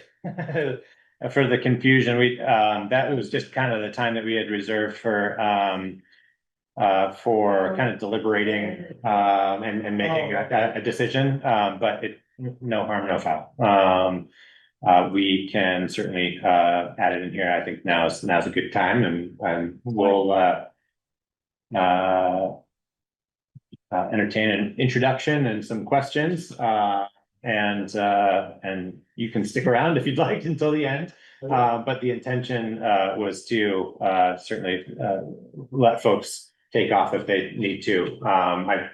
Again, the executive session is really just kind of a precautionary, use if needed, for one reason or another. But anyway, so Rob, no, this is perfect. Come up and talk. Come on up if you don't mind. Yeah. To the hot seat. We need to be consistent in our treatment of everybody. That's great. Where do you put the eggs? Yeah. So, Sorry. It's just butter. So- anything important. Rob, thanks for your interest in the position. You sent in a letter of interest, and then there was a note from Larry as well. Would you mind just kind of giving us a little bit of a summary on your interests in serving in this particular capacity and the work of the Conservation Commission? I'm very interested in participating in a lot of different ways, but conservation is something that's near and dear to my heart. I've been, I don't even know where to start. I have a long and weird history, but one of the things that I've been doing for quite a long time has been investing in sustainable companies, sustainable technologies, conservation, like the nature conservancies or conservation NGOs who are dedicated to keeping wild spaces as wild as possible. My grandmother was Amish, and where I grew up, I lived around a lot of Amish people, and I remember an Amish farmer saying to me one time, if you can leave it alone, land, leave it alone. But if you have to work with it as wisely as possible. And make sure that it's there for your kids, right, for the children, in their case, because they pass down their farms to their children. So they always had sustainability in mind, and I learned from that quite a lot. And then I went off and did my technology roles for a long time. And in that capacity, I managed a very large investment fund, and we steered things toward sustainability as much as we could. We were a pioneer in ESG, and I invested in stuff all the way from how to sustainably use rice husks in India, all the way through just purchasing conservation oil in the US and China and other places as well. My wife's a horticulturalist, so I'm pretty close to the natural world around here. I had a conversation with Larry about bishop's weed or goutweed and how I have some of it and trying to take care of that. My neighbors on both sides have Japanese. Mhm. I just look at it and I think it's fake bamboo. Right. And so what can I do to help them solve that problem? I've been an educator, so if the commission wants to do anything with that education, I can come up with curriculum and videos and all other stuff for them. I've had fiduciary responsibilities for large funds, so if there's anything that needs to be taken care of financially for the commission, I can do that as well. But my heart's basically in conservation, so that's what I'm here. Great, thank you, Rob. It sounds like you have an understanding of what the commission does, and you've met with the commission or attended some of their meetings. They had some questions for you. Larry called it an interview. But you know, everyone seemed to vote unanimously to recommend you for the position, so that's a great endorsement. Do you? I don't want to phrase this. Well, conflict of interest came up in the previous discussion with the other candidate, which was kind of interested and frankly not exactly on my radar. Do you perceive there to be any issues or conflicts of interest that you may have with the work of the The only Conservation thing Commission? that might end up being a conflict of interest for me is that I'm a mentor for SCORE. Hmm. And if a company comes up that would have some dealings with the town of Calais or with, the Conservation Commission in particular, because they have land developers and that kind of stuff come through, I can recuse, so I've run it by them and I can recuse myself even when talking to those kinds of companies. Okay. Which I would certainly do. That is the only conflict of interest I think. So a lot of the work that Conservation Commission ends up doing from at least the select board's perspective and the other subcommittees is playing kind of a consultative role in how to consider policies or changes to policies or that sort of thing. And I think sometimes that role kind of it gets overlooked by folks who see the title and read the charter and mission. Because you end up spending a lot of time talking about town policy and providing input, but that sounds like you have a good understanding of that's part of the work. Yeah, exactly. Okay. Do any of my fellow board members have any questions that they'd like to post? Just a little bit of curiosity, since you said you just moved in last year, what brought you here? So my wife's from Montreal. She wanted to be closer to her family. We moved from Seattle. I was born in Pennsylvania. I lived in Boston, I lived in New Hampshire, lived in California, and I've been all over the place, but spent the last 20+ years in Seattle. She wanted to be closer to her family, and I wanted to be closer to my dad, who lived, unfortunately, in central Pennsylvania. An 8-hour drive is easier than an 8-hour flight plus a 3-hour drive. To get to see him. And when I lived in New England, I loved living here, always wanted to come back. And Vermont was always my favorite place. New Hampshire, everybody kind of looks at you like, what do you want from me? It's not a very friendly state. Once you get to know people, it's a friendly state. I lived in Boston. I love Boston, great place to live when you're in your 20s, not so great when you're over 20, 25 anyway. So I wanted to come to Vermont, and she said, let's move closer. I was like, well, we have two choices. We can either move to Quebec or we can move to Vermont. And she wanted to move here, and I was so happy for her decision. So that's why I just love the community spirit and the feeling that if it's made here, it's better. It's one thing that I think people really overlook about Vermont. And it's always been true in my estimations. Thanks. Well, thank you very much, Rob. Welcome to the town. Glad you're here. And thanks for answering the call to find an opportunity to serve. Barbara works diligently to make sure that those messages go out, and it's really appreciated when we've got great candidates. There was one more thing about the term, was that something? Oh, right, yeah. So, it's service on the Conservation Commission is a 4-year term. We have a vacancy just because it's a resignation. Yeah. So if the select board appoints you, you will be appointed to complete someone else's term, which ends in June of next year, 2026. Okay. But then you will be eligible to be reappointed for another 4-year term. Okay. So if you get appointed tonight, or between now and next year, it would be to complete a term ending in 2026. Yep. Great. Thank you. Any other questions?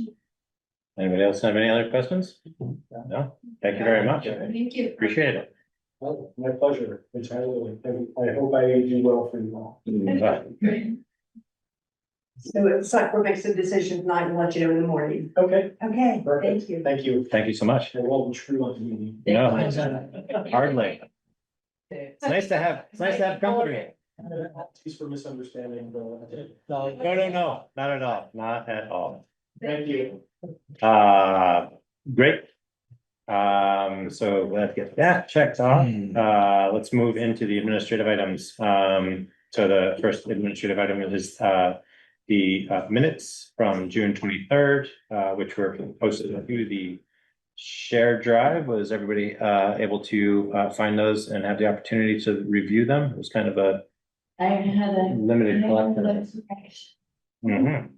I'm not listed. I was gonna say. Was here. Take the. I'm not listed at the top. Yeah, and just generally, I wonder if we can like put select board members and then staff and then.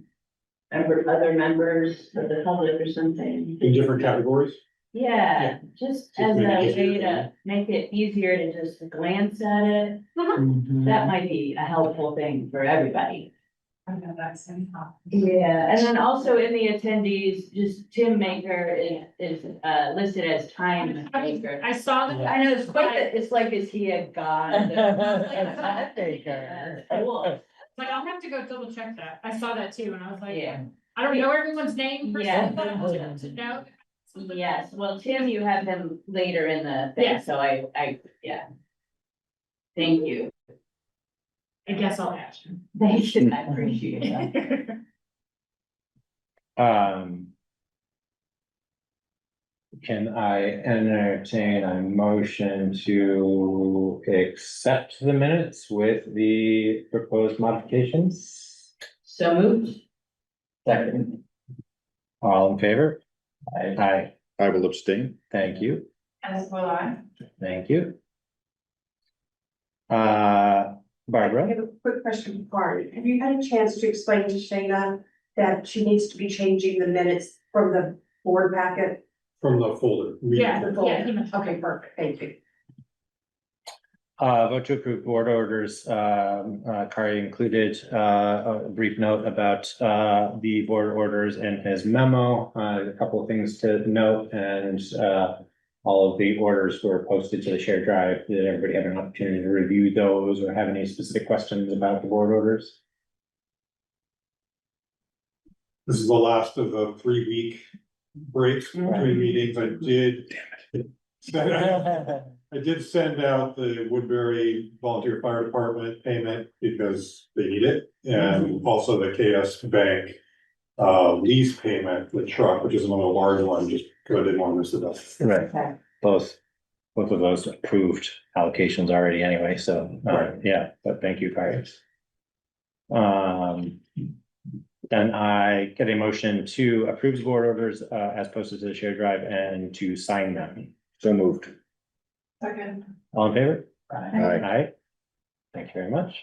The sign the previously adopted appointment policy. So, we adopted the policy conditionally with a few specific edits, to some verbiage, which Christie's, very, graciously,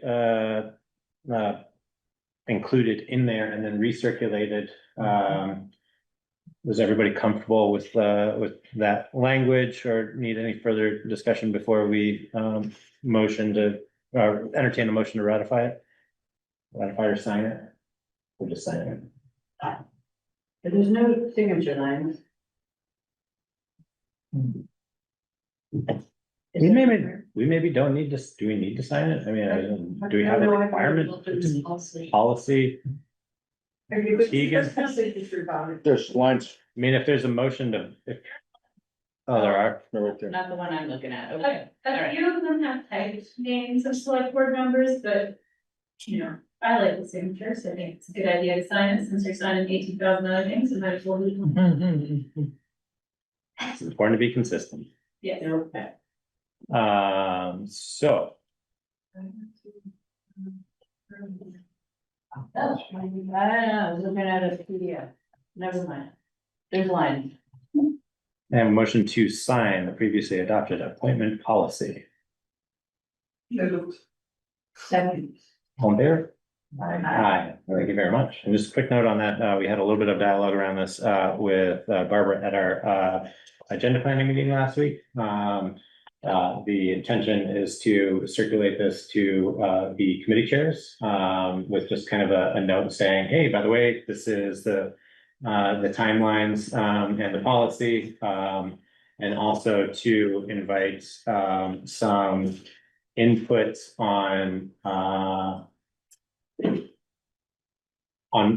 special requirements or representations that those boards might like to see in consideration for potential candidates as a way of starting to kind of organize kind of checklists. Barbara shared a board matrix that she has experience working with another organization, specifically in context of like the DRB, but you know, I don't know that we need something that formal for every committee, but it, you know, I do think it'd be helpful to start kind of compiling a list of and getting feedback from the committees and commissions on what those qualifications may need to be or may want to be, however you want to phrase that. So, does anybody have any concerns or additions to about that?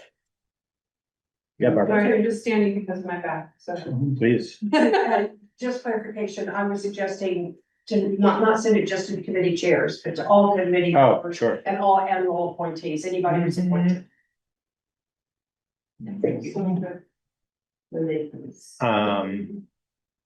And I'm also gonna need a break here after the admin stuff, so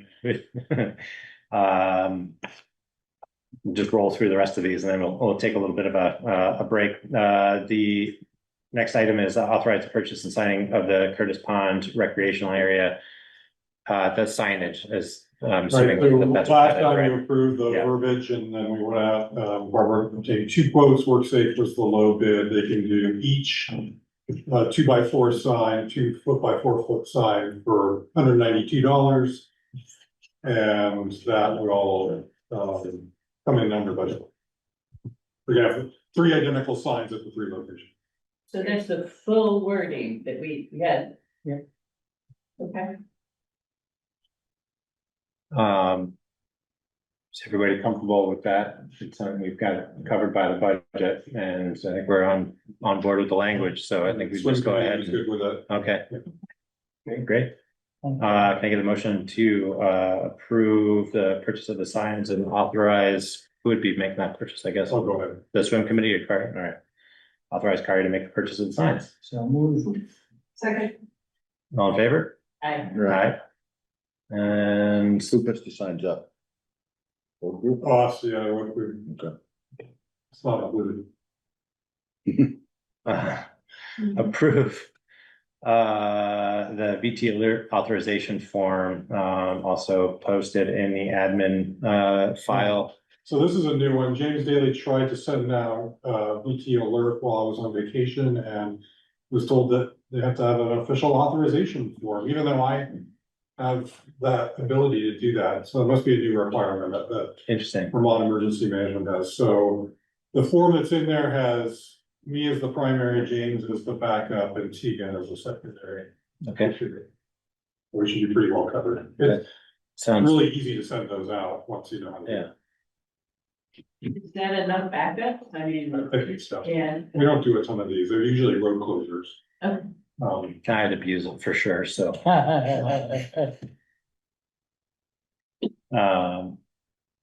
So can I get a motion to, motion to approve and authorize me to sign the authorization form for VT alert? So moved. Second. All in favor? All right, thank you.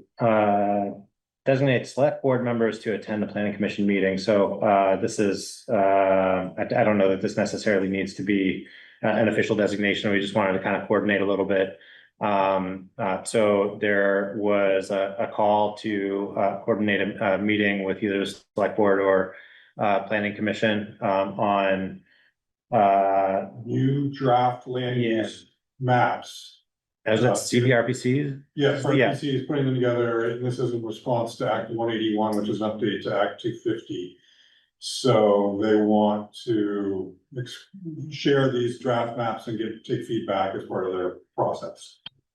And so it seemed like in the planning commission's wheelhouse, and Jared agreed, so, but it would be good to have a select board member and all attend. Yeah, so I'm interested in it and happy to attend. I'm also available on the proposed date that is out there. It was Was there two or was there just? There's the no one? date Oh, set okay, yet, they're the just planning working. commission is reaching out to invite them. We'll just pass it along. So it's kind of in Jared's court to kind of get something scheduled, but are there, just wanted to kind of take a poll, see if there's anybody else who's interested. We didn't want to. I'd be interested in going if I'm available. Yeah. Okay. Yeah. I guess This is a one-off? it's I believe so. it's a one-off. They're trying to do an initial kind of preliminary meeting with all towns essentially. And it seemed a little, because of their short time frame and everything else, it just seemed a little cumbersome to try to do a joint meeting. Shoehorn it into the select board agenda. Seemed like there might be a little more flexibility if we let the planning commission kind of own the actual meeting and then have select board members attend. Best practice would be to only have two, I guess. If there's three, we theoretically might have to warn it. Meeting, right? What's that? It's a public meeting. It is a public meeting. It would have to be warned, I guess, as a joint meeting if there were three of us who wanted to attend. Though we would be conducting business and general listening, it'd be like an extra precaution, but Yeah. anyway, we can deal with it later once there's a date. I just want to kind I of. think he feels the strongest about it. Yeah, draw straws, Yeah. last minute vacations, who knows? And if three or more of you want to attend, it's not a big deal to warn it. Yeah. It's easy enough. Don't let that be a hindrance. We'll just pass along the date once we have Yeah. it. Whoever wants, we'll warn appropriate. There's general interest, let us know when it is. Okay. Who's ever not on vacation, might come. The last item is possible action to consider hiring a swim instructor, and this is a part-time like substitute. Very swim. temporary. Yeah, very temporary. 1 week, one of our 2 swim instructors is not available for that week. The other instructor wants someone to keep an eye on the kids, basically. And I'd love to just hire this person as a contractor, but my training, and I confirmed this with the LCT's HR specialist, that given the circumstances, we should treat this person as an employee. So we're directing the work essentially. Okay. For a week. For a week. Safety first. Yeah. From a liability perspective or just from an employment perspective? Department of Labor has certain tests that they use to evaluate if someone is an employee or a contractor.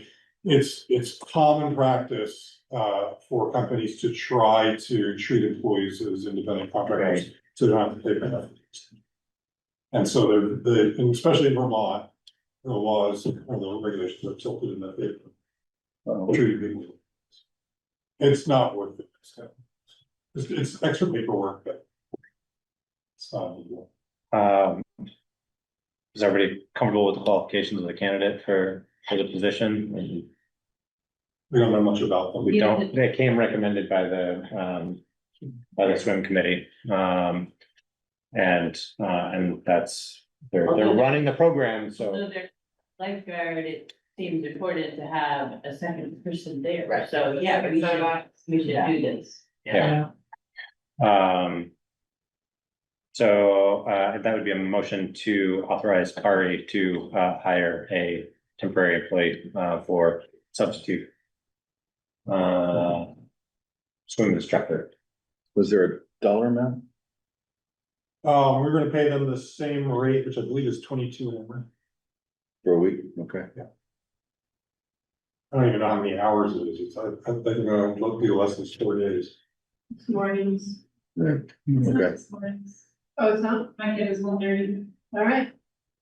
I think it was 6 hours. Did you say 6 hours a day? I don't know. It's budgeted.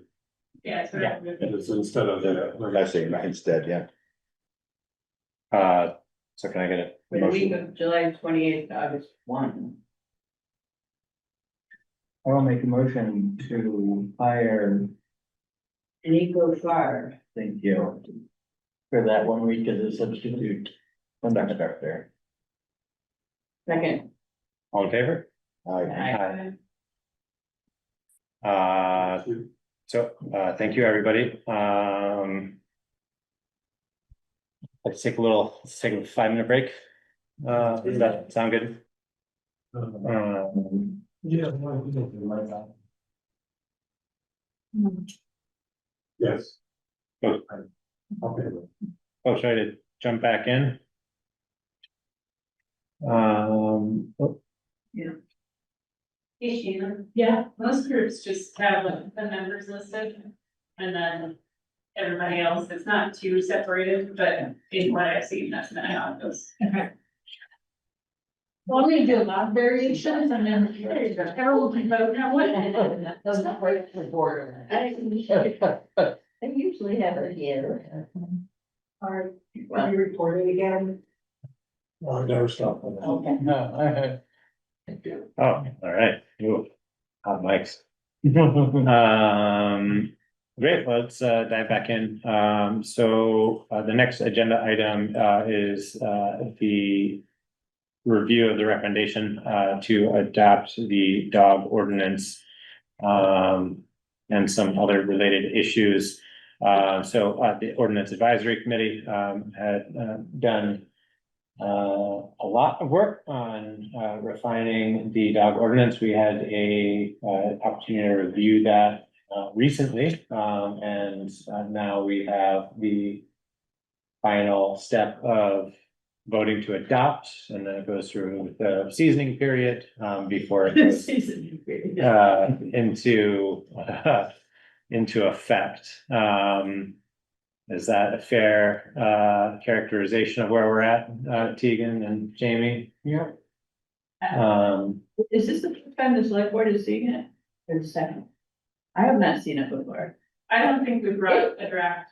It's amazing. It's so much work. Thank you for all the work that you did to. It's one that we seem to use often. Yeah, So right. it would be Right. good to really go through it, find into the Yeah. documents. There's a lot of good dialogue. Yeah, it looks like there were a lot of thoughtful changes made. You might have a question too. Why are we adding ferret? That's part of the state, it's a state statute, it's one of the, Emily pulled the language state from the script and statute. Discrimination against fair. But we, it's the cats for that. matter. It's the only place a cat or ferret is mentioned in that definition. It seems odd. But you're saying because domestic pet is defined in state law as dog, cat, or ferret. Then Did we use the term domestic pet in our ordinance? Maybe we never did. I don't know, we did. I don't think we did. We never used it. It just. I don't know. It jumped out to me. Yeah. It's not a pet statute, it's a dog statute, ordinance. Well, we do mention when other pets get attacked, but I think we just refer to domestic animals. Because that have livestock and things, no? Another domestic pet being attacked. Exactly. So if a dog bites a ferret, it's a violation of this, but if a ferret bites a dog, it's not. Correct. Different situation. I got entirely different. All right, that's fine. I'm gonna leave that. I had a question about. Yes, you obviously had done a lot of thinking about impoundment. I was wanting to be clear about, when the owner releasing the dog from impoundment. So this is on page 6 in C.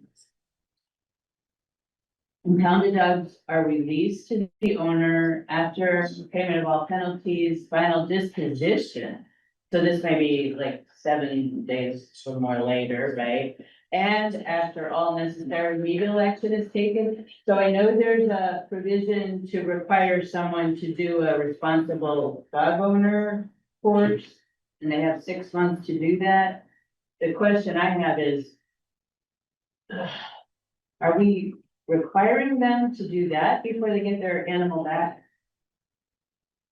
Sorry, I think it's 5C, not 6C, and I was lost. I think necessary immediate action is what the select board deems appropriate before you can get the dog back. Like, it doesn't necessarily mean all steps that have to be taken. I think it means the select board can decide what remedial action you should take for the dog, you know. That's my understanding of it. So it's after remedial actions deemed necessary by the select board? What you do?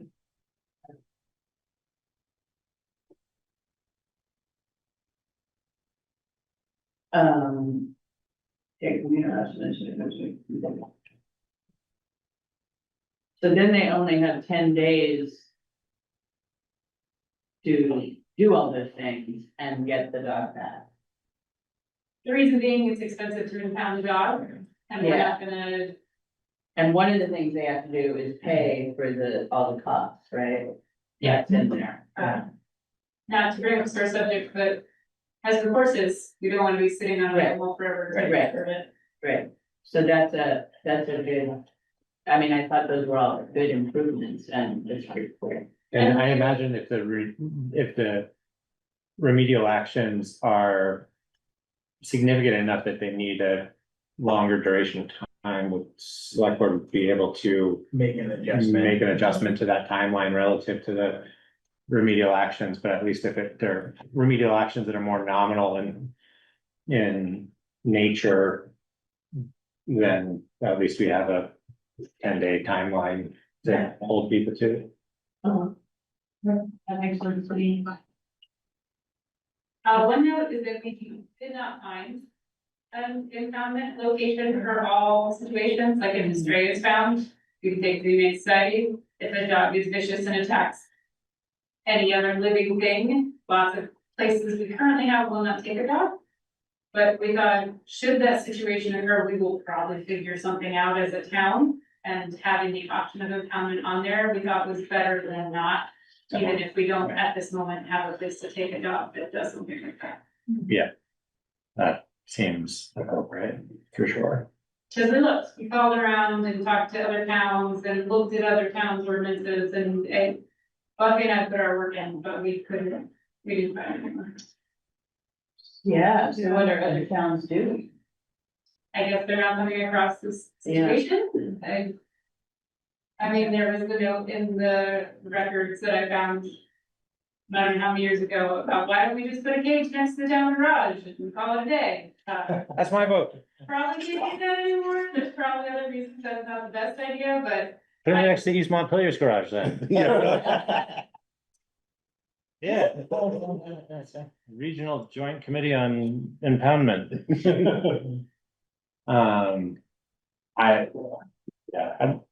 I think it's something that continue to like have a dialogue around. It can't be a situation that's gonna get like magically better. I doubt. And I don't think all impoundment necessarily ends up being one associated with vicious dogs. It seems like it'd just be a good resource. I know growing up that we had a habitual usage of the town's impoundment facility for a very nice dog that just liked to go on roam. But anyway, so it seems like it could be something that multiple towns should have access to if we could figure it out. and we have options for those. Yeah. kinds of dogs. Yeah, right. Another quick question? Yep. Sorry. Go. Page 7 in the investigation and hearing, gives us 7 days to have a hearing. Is that a requirement of state law? State statute. Okay, but if we don't know the owner, do we still have to do that? We do not, this just happened. Yeah. On Apple Hill, a chicken was killed by a dog, and the woman told us the breed of the dog, and asked all our neighbors, no one knew who the dog was. Buffy and I scoured the dog registration list, we couldn't find a dog matching that description, anywhere near that address. And I had to tell her we couldn't proceed, because we can't have a hearing for a dog that we And identify. can't identify. It could have been somebody there, an Airbnb there for the week, it could have been Right. somebody here at a pond for a day, like there's only so much we can do, so I have her complaint in the records. And if there's ever a complaint with a similar dog at a similar location, we might have a conversation about it, but unless you all have a different idea, I don't think there's anything to do in this situation. That sounds pretty appropriate. Yeah, so we may wanna say that in here, that, I mean, we received the complaint, but we did not have a hearing, because the dog and owner hadn't been identified. So within 7 days from receipt of a complaint that identifies the dog and its owner, I think should be in there. Otherwise, we're in violation of our own ordinance. We don't want to do that. I mean, technically, no, it's a little around 7 days, but With that, it's been a little more than 7 days, I think, since I don't think I got the complaint last week, I think you came 2 weeks ago. But yeah, I can change the language on that one and bring you a clean draft. that would make sense. But yeah, you guys, this is an amazing rewrite. Thank you. I like the new chart. For second, third, subsequent. I like the 36 month. It was very much a group effort. Daniel sent us the first stab at making our changes. Emily looked at it with a really good legal eye and sort of schooled us on legal language and ordinance, which was really helpful. And then I went through it, I don't know how many more times, just to try and make sure that it was. Great, thank you. Thank you. So, most appropriate then to approve it, consider approving with the changes next time, or Prove it. or, yeah, approve it assuming the changes and get the ball rolling. I would like to do that. Okay. I'd like to entertain a motion to adopt the updated Town of Calais ordinance for managing dogs as proposed by the ordinance and recommended by the Ordinance Advisory Committee with the slight modification to verbiage that has been discussed. So moved. Second. All in favor? Aye. Aye. Thank you very much. Thank you, Ordinance Advisory Committee. Thank you, Tegan. Thank you very much. And I will be on vacation in 2 weeks, so Enjoy vacation. thank you. Can anybody else come? Can we all come?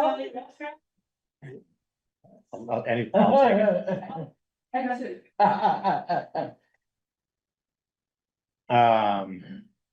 Takes care of the possible action. We also have an update from the ACO on the carrier dog situation. Oh, it's not in our form. What? No, this will be a. Hold on, I'm sorry. They also did procedures, a draft of rules of procedure. That's on the, that's after this, ACO report. So the, Excuse me, ACO. animal control officer. Okay. So remember back to the hearing that we had about the incident on Camp Road? Yeah. Corin moved out of town shortly after that hearing and said she would be taking the dog with her. And Buffy visited multiple times as a follow-up over the weekend and saw no sign of the dog, so she believes the dog has left the town. No longer resides. So I guess that is, a moot point, and thank you, Buffy, and thanks, Carrie. So then the rules of procedure, Yeah. so that coming out of that meeting, it seemed like an opportunity to standardize how we handle those hearings. And so what's in there is based on East Montpelier's policy, and then one of the nice things about it is that the parties get a copy of these rules ahead of time. No, that's good. It's also probably a good practice just to read through them, have the chair go through them at the beginning, so everybody knows how this is gonna proceed. Right. It seemed excellent to me, yeah. I don't really see any need to make any substantive modifications. I looked and I had only one little change. Sure. The last paragraph, O. Okay. The select board shall then conduct public deliberations. I just wanted to make sure, N is, you can recess the hearing till later. So I think O is just at the end, after the hearing has been concluded, Oh, okay. right? It's not during an adjournment or, so not then, but after Upon the completion of the final public hearing or something like that. select board conduct public deliberation. instead of the word then. Yes, Okay, so upon completion of the hearing. yes, that's fine.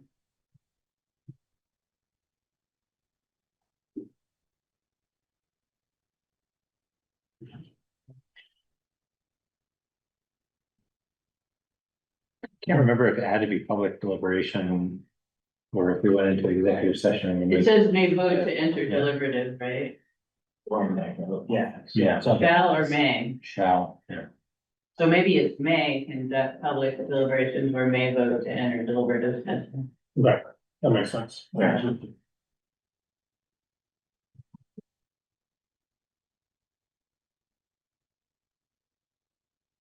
Yeah, those are good, Okay, good procedures. great, so we will just clean it up, but have you sign it next time. That sounds, Thank sounds you. great. Do you want to have a vote to adopt it now? I Or have no? one other question that just popped out at me. In that next sentence, it says conclusions of law and protective order, if any, for the domestic pet or wolf hybrid. But at the top, it's for vicious and potentially vicious dogs. Yeah, Not sure where domestic pet right, came in there. Oh, look at that, domestic pet. Just- it's up an I too, Yeah, and J.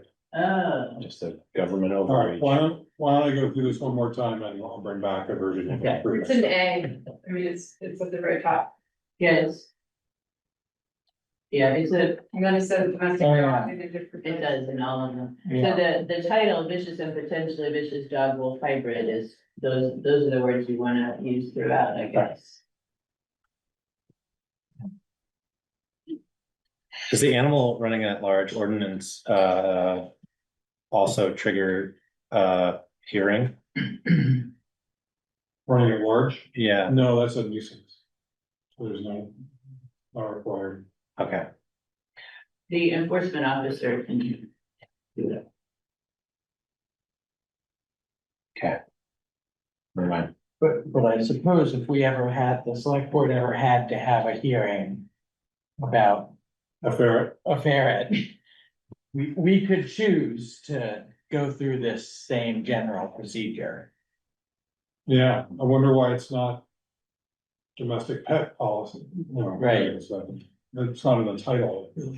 So it came over this way? Yeah. The example? Yeah. Or Python. Right. Did you see that in? But Look our for ordinance diapers, doesn't speak to other pets, right? Other than- Ordinance is an ordinance for managing dogs, so I Yeah. gotta stick with the. I think dog. it, yeah, it's gotta be. Yeah, I mean, there is a wolf hybrid. Yeah. The term dog in the new language, which you guys have, the term dog includes wolf hybrids. So we can just use the word dog. Okay, Very good. good catch. thank you for putting this together, I really Yeah. like this. Should compliments. Yeah. Nobody's comfortable winging it. Thank you, Kari. Yeah. We'll put that off for signatures next time. That was the last item on that, the particular subject. Next item is the fund balance policy, which is reviewing a recommendation, a draft policy that Kari posted to the shared drive, that was also recommended, and there's lots of input on that. Yeah, Yeah, so no, this alright. is your first time seeing it, but we've talked about this, Yeah. but you rescinded the emergency reserve policy because that was problematic. This seems to be the current thinking about a way to handle a rainy day fund, and it's recommended actually by the Government Finance Officers Association and by the LCT. I first heard about this from their finance specialist. And the idea is to provide the select board with discretion about what to do if you have a fund balance in your general fund. And this policy would allow you to retain or spend a portion of that. the risk is if you have a fund balance with no protection. A resident could make the argument, well, you should put that back into reducing taxes, which is certainly possible, but you would have a discretion. And this is something that Sandra, as she was passing the baton, said, I'd really love to do something here because you're at risk. And I don't know that it's a come up for Calais, but it could. And right now, we have a fund balance in the area of $400,000, and it would be a shame to just have to reduce taxes, which by the way, would make the next year even more painful. Right. I feel like I remember the question coming up in recent years, like, why don't you? Why don't you? Yeah, yeah. Not And- pushing to. And if you think about it, our school district actually has the voters vote on this every year for their Right. fund balance, and it gets approved every year, but that Yeah. won't necessarily be the case. So anyway, I took the example, this is from, I got examples from Essex Town and Essex City. And then I found a bunch more examples online, mostly from upstate New York, that were very similar. So obviously there's a template out there that people are using. The one difference is I bumped up the percentage, so this is the threshold, the amount is based on the general fund operating budget. And I bumped it up from, 10, 15, 20% I was seeing to 35. I thought about it and, just get to think about what's your maximum vulnerability. And for us, it's like all of the roads. So it's way beyond this. In other cases that you would think about, like what it would cost to replace a roof or a, heating system or something like that. But our vulnerability is so widespread. It's somewhat arbitrary, but 35% seemed reasonable to me. Given our liability, especially from flooding, and as Jordan mentioned, the attorney has reviewed this and our audit firm. Described And it. was there any raised eyebrow about 35% being? No one mentioned that. The attorney, I put this in the memo, the attorney was looking back at the statute that was just updated this year by the legislature that makes explicit that towns can do this. Yeah. And the one thing he pointed out was their reading is that you can do this with funds that are Right. approved by the voters, not for other types of funds. And I don't know how to discern what our fund balance came from. And in a sense, it's all approved by the voters, but in a sense, it's all due to FEMA grants too. So that's something I'll clarify with regards to this year's fund balance. But I still think the policy is useful. Absolutely. To clarify, that would be maximizing, that would be setting a cap on carrying the potential for carrying a fund balance of 35%. As opposed to just administering that 35% for an expense. So what are we gonna do with any fund balance over that? That would be. The earlier version of this policy, and the Essex one said the town will, the select board will either spend anything in excess of 35% on something that's needed, or use it to reduce taxes. The attorney advised taking that out, and it's all at your discretion. But if someone came to you and said, I think you should put that money into taxes, this would be protected. Does that make sense? Up to 35%. Yeah, that you have the policy to back you up. For at least 35%, and then as long as nobody's questioning anything in excess of 35%, and then it's up to you. Then it's up to you. Okay. Arguably, it'd still be up to you, but you wouldn't have to fight it or defend it. Yeah. I mean, Yeah. it feels like in this context, this is even more pressing, right? Yeah, agreed. And I mean, if you look at the words of the new statute, by which the legislature intended to allow us to do this, it does not say what the LCT says it said. It says money from a budget approved by the voters. That includes from whatever source. So tell them. Well, it's not- grants, I assume grants that aren't part of the budget would be the exception to that. But we have that in our budget. Our sometimes- match is in there. Yeah, sometimes we get grants that weren't planned, you know, they come along like Okay, Ash. all right. Anyway, That seems like a, it seems like we got good authority. yeah, I think so. But not a big rush either. I mean, the timing of this would really kick in once the audit is complete, which isn't usually October, which is Yeah. November-ish. Right. So if you wanted more time to think about it, but something along these lines, I think makes sense. I think that makes sense. I don't think that there's too much other input. Do we want to hold off on cleaning it up and then having signatures, or do you feel comfortable enough with this language where you can? I just make non-spendable, non-dash spendable. Non-dash spendable? Yeah, yeah, Okay. dictionary is crying over that. Okay, so why don't I clean it up? You can sleep on it for 2 weeks and then. I think it's fine. I don't have a problem with it. Yeah, thanks for taking that on. Yeah. Yeah, I like that. Much more comfortable with that. Thank you. Reports is next up. Tegan headed out. I don't think she had much to report when we were planning the agenda. Barbara, do you have anything to add?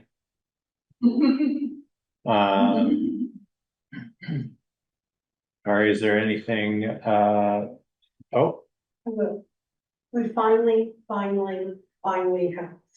registered the last dog. Oh, wow. It has been painful, but they finally paid the $100 penalty, which they argued for weeks, and we're done. Congratulations. Yeah, It was not pretty, but it's done. big thank you to Barbara and to Buffy too. Yeah. Worked on things. A lot of effort for all of us. did you get a deposit on next year or? Yeah, really. Oh, thank you, Barbara, for staying with that one. I know it was painful, but that was able to get resolved. Just a couple things. Yeah. Sarah Black finished her inventory work and the data is actually pretty positive. We have 1,362 segments. That's 100 meters of road roughly. And 660 of them were inventoried because they were close to water. And of that, only 32 do not meet the standard and 37 partially meet, which is okay. That shows improvement over the last time it was done. So we're compliant with the inventory requirement, got that done a year early. And after I get this warrant, I will, I'll just finish up the grants, we can get reimbursed. Awesome. And let's see, we talked about the meet and greet on Thursday. And then in the memo was a primer on property tax calculations. That's a decision you're gonna have to make at the next meeting, so I wanted to preview it for you. It's not super complex or anything, but just as Sandra said, it's indelible. So, and you know, you don't want to be the town that ends up in the paper. So anyway, if you have any questions, just let me know. I'll be working on that in the next 2 weeks. Does anybody have any other questions or reports at this time? No? All right. Well, I'd like to pivot to some dialogue around the town administrative performance review process, which Harry does everything himself, including reviewing himself. Establishing the timeline for reviewing himself, which is, all kidding aside, our responsibility. And I really appreciate Kari, you know, keeping us kind of apprised of setting this this practice. It's a new role, obviously, and one over the years that was intended to have pretty regular check-in and review relative to capacity, skill set, and town needs. So we just want to kind of continue to have a dialogue around what that what everybody feels that process should look like, and whether or not it needs, to be as formal as setting an assessment, or review on an annual basis, or do we want to work on, defining like every other year, more formal kind of review, but have at least an earmarked intermediate. I think annual, personally, I feel like, checking in with folks annually is really important to do for a number of reasons. But especially as we're, looking at the roles and responsibilities of this particular role and the handful of other responsibilities and roles that have been tacked onto it as well. And how we go about doing it, how we want to define that. Last year, Kari and I met kind of just initially to do an informal kind of check-in to see if there was anything that needed to be addressed or concerns that needed to be raised, which I think was helpful. And then there was kind of the performance evaluation that Kari had kind of prepared relative to the punch list that we had initially defined for the role, and then took the feedback from the initial meeting, informal meeting, in with the performance evaluation, and had a chat under executive session as a select board about it, to entertain any feedback that had to be addressed. And that was the process, but do we want to take the opportunity to find something more specific or timeline that's more specific? Especially for me to be held accountable for. Well, you're talking about alignment with the fiscal year. Right. That would be my recommendation, just because it makes a certain amount of sense. So it's also like a quieter time of year. If we can get this done Yeah. before July, Yeah. I think it would help everybody. Yeah. And there's all different ways to do it, right? You can do 360 evaluation, you can have it be more goal-based, like we haven't really defined goals for this position. Maybe we're ready to do that better, but it's really about the process, right? Just having conversations about expectations. And for me, it's about keeping Kari happy. Yeah, right. Because Whatever it's, you want. pretty clear to me that, that serving in this role on the, as chair, but also just on the board in general, is, easier, and I think closer to being an equitable opportunity for, broader representation within the community. It's like, it's more accessible and organized. I think we've moved in a really important direction. And a lot of that is relative to the skills that Kari in particular brings, but the role itself. Make sure that we're regularly checking in on that. You have time to think about the future versus it being in reaction mode all the time. Yeah, and just That's make a big deal. informed decisions. I mean, Yeah. I feel so much more comfortable about reviewing information, and making informed decisions and putting my signature on something. When there's a certain amount of vetting that goes into it. So are we talking about the assessment right now, or are we No. talking about?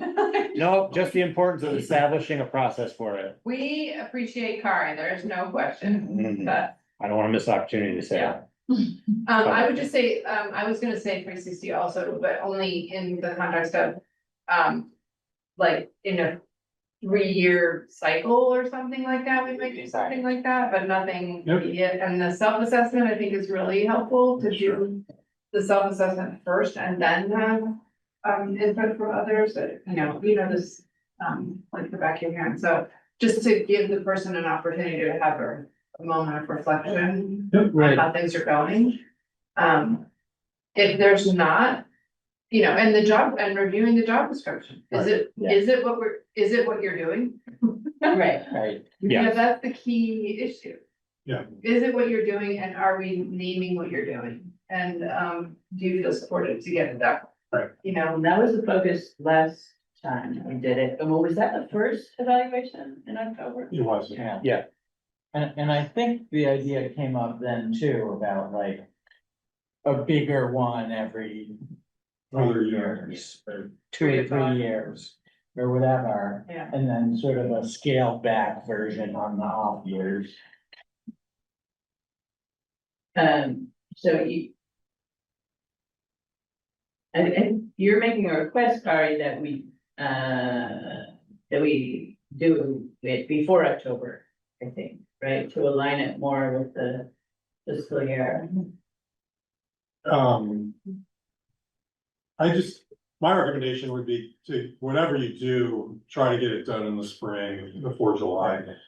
Obviously, we've missed that already, so. Right. So maybe. Really, this is about creating a system Right. that will be used in the future. Yeah. So that's probably the most important thing, whatever the timing is this year, but I think this idea of like, do we want a 2-year or 3-year cycle, that's a really good idea. And then where does the 360 fit in? Reviewing the job description, all that makes sense to me, so.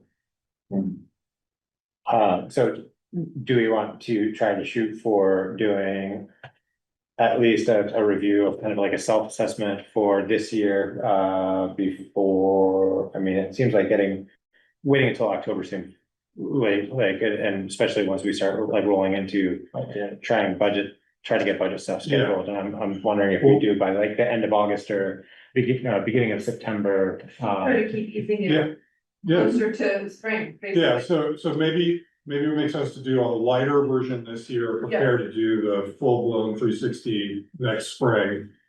And we'll start with a self-assessment and have a conversation and. End of August. Would you recommend every 2 years for 360 or 3? I think. I don't really know. I mean, Yeah. it's so small, everything's so small. You know, You wanna I have any think questions? It's necessary, to be honest. Yeah. But, there's a scenario where we could, involve others so that. I'd be really curious to hear what the road crew even thought about that. I mean, you could, if it's so small, you could, like, one of you could go talk to Right. John and Tyler. And anybody else you want to talk to, it's- Yeah. It's not, it doesn't seem as formal as other places I've worked. It does make sense to me to get feedback from other people, especially folks that report to the town administrator. Yes. But peers to like Barbara. Yeah. To you. And would we take the opportunity, like, the road foreman role, I think is kind of a little more gray and where those lines kind of cross over with how but there's also the treasurer responsibilities, which is, it's almost like a co-role. I don't think we can just like ad hoc add it into the town administrator, responsibilities without calling it formally a treasurer. So the position is admin and treasurer. Yeah. But we're gonna have to include that in there, right? Is that, yeah. All right, so we wanna try to target a beginning of September, first meeting of September? End of August. Yeah, end of August? Scooching it forward. Yeah. Okay. So I'll prepare a self-assessment by that last meeting in August and we'll plan a discussion. Yeah, Okay. I think so. Great. Can I ask an adjacent question? Yes. So what about performance reviews for other staff members? Because I never got one. I don't know if the road crew goes through performance reviews. We don't have a formalized process for that, but I mean, like less formal check-ins. Yeah, I've actually asked 3 different town clerks for performance reviews and I've never gotten one. And most of Barbara's position reports to the town clerk, right? I forget it's like a. Although over time, it has grown to Yeah, also, you've gotten bumped up on the scale quite a bit. So, anyway, yeah, we should figure that out too. And do those need to go to the select board, or can they be performed by the town administrator? What's that, the We don't do the. performance Performance review reviews, but of, the road crew? road People or to do the hiring. staff. I would recommend Yeah. that. That's the relationship. You might have someone sit in, you might ask for a summary. Yeah. But yeah, I don't think you wanna leave it. In the round. Yeah. Okay. Well, I'll save some more conversation about that for later, I think. Yeah, worth thinking about. Yeah. The last bit then is revisiting the appointments conversation. Okay. So I guess if I'm reading Larry's input there as he was walking out, he was kind of withdrawing his recommendation with the exception that Rob showed up, but or at least tabling it. It wasn't like it was pretty clearly that that Rob Kim recommended. I understood it to be more of I'm just assuming that since he didn't show up, you're not gonna do it tonight. Rather than a withdrawal of support. Yeah, I didn't hear. That was my understanding. Well, or if there was a withdrawal, it was based on the failure to Right. show up, and it would have been different if you knew he was showing up. Right.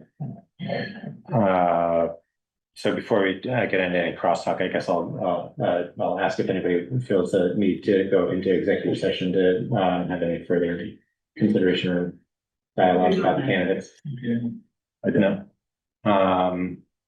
So with that, I mean, I think both candidates are show pretty diverse experience levels and I think would be pretty valuable additions to the Conservation Commission. And considering that it's kind of a moot point on which one gets appointed to which particular term, they're both ending at the same time. I think it would be appropriate to entertain a motion to appoint Trey Martin and Rob Adams to the Conservation Commission. For the two open seats. All in favor? Aye. Great, and with that, we are And Barbara, you'll send, do the thing that Barbara does. do your thing. Thank you so much, Barbara. Thank you. Does anybody else have anything else? No, Look at the clock. Look what we did. 5 minutes early? Oh, we have 5 more minutes? Well, in that case. yeah, I don't, You did, Kari, go over and look at the brook again, or the stream, right, or whatever. I did. Right. I did. Is that anything we wanna spend time on or no? no, we put it in the agenda, we put it in the memo and took it off of the agenda, so we can take a break for a week. No, I'm just kidding. So I'm next. And Stephanie asked about it, and I said it's not on. Oh. I did let her know that I went and saw it, and I was surprised that it not really all that accessible, even despite what the road crew did and removing the pull off and creating that. So if I wanted to go look at it, it would be. How to describe it, I didn't take so maybe a mile from Route 14. And it's in a bend of the road. I can show it to you on a map afterwards. I do recommend going taking a look at Yeah. You're it. facing it, it's up to the right, correct? Yep, it's off to the right. It's where the road starts to bend back to the left before it straightens out. It's on the right if you're headed toward Route 14. Yes, thank you. Keegan Brook is on the right if you're heading. And Where on what side of the Yeah. it goes Yeah, back sure. and forth. yeah, It's maybe a quarter of a mile past George Road. yeah, that's a good landmark. Yeah, Yeah, thank you. maybe I'll put a, It still looks like a place that you go out. It looks Yeah, like, I know. it still kind of looks like a pull Yeah. off. Okay, Or Does it? would be. yeah, it looks like it might have been. Right. that was Dale's point of view, the landowner Dale area. He thought, well, there's plenty of room to pull off. But I don't know if the town wants to take that. I don't think it does. Yeah. Yeah, but we'll leave it there, I guess. Yep. Well, thank you, everyone, for contributions and participation. Move to adjourn, or I'll just declare it adjourned. There you go. Do that too. We're adjourned.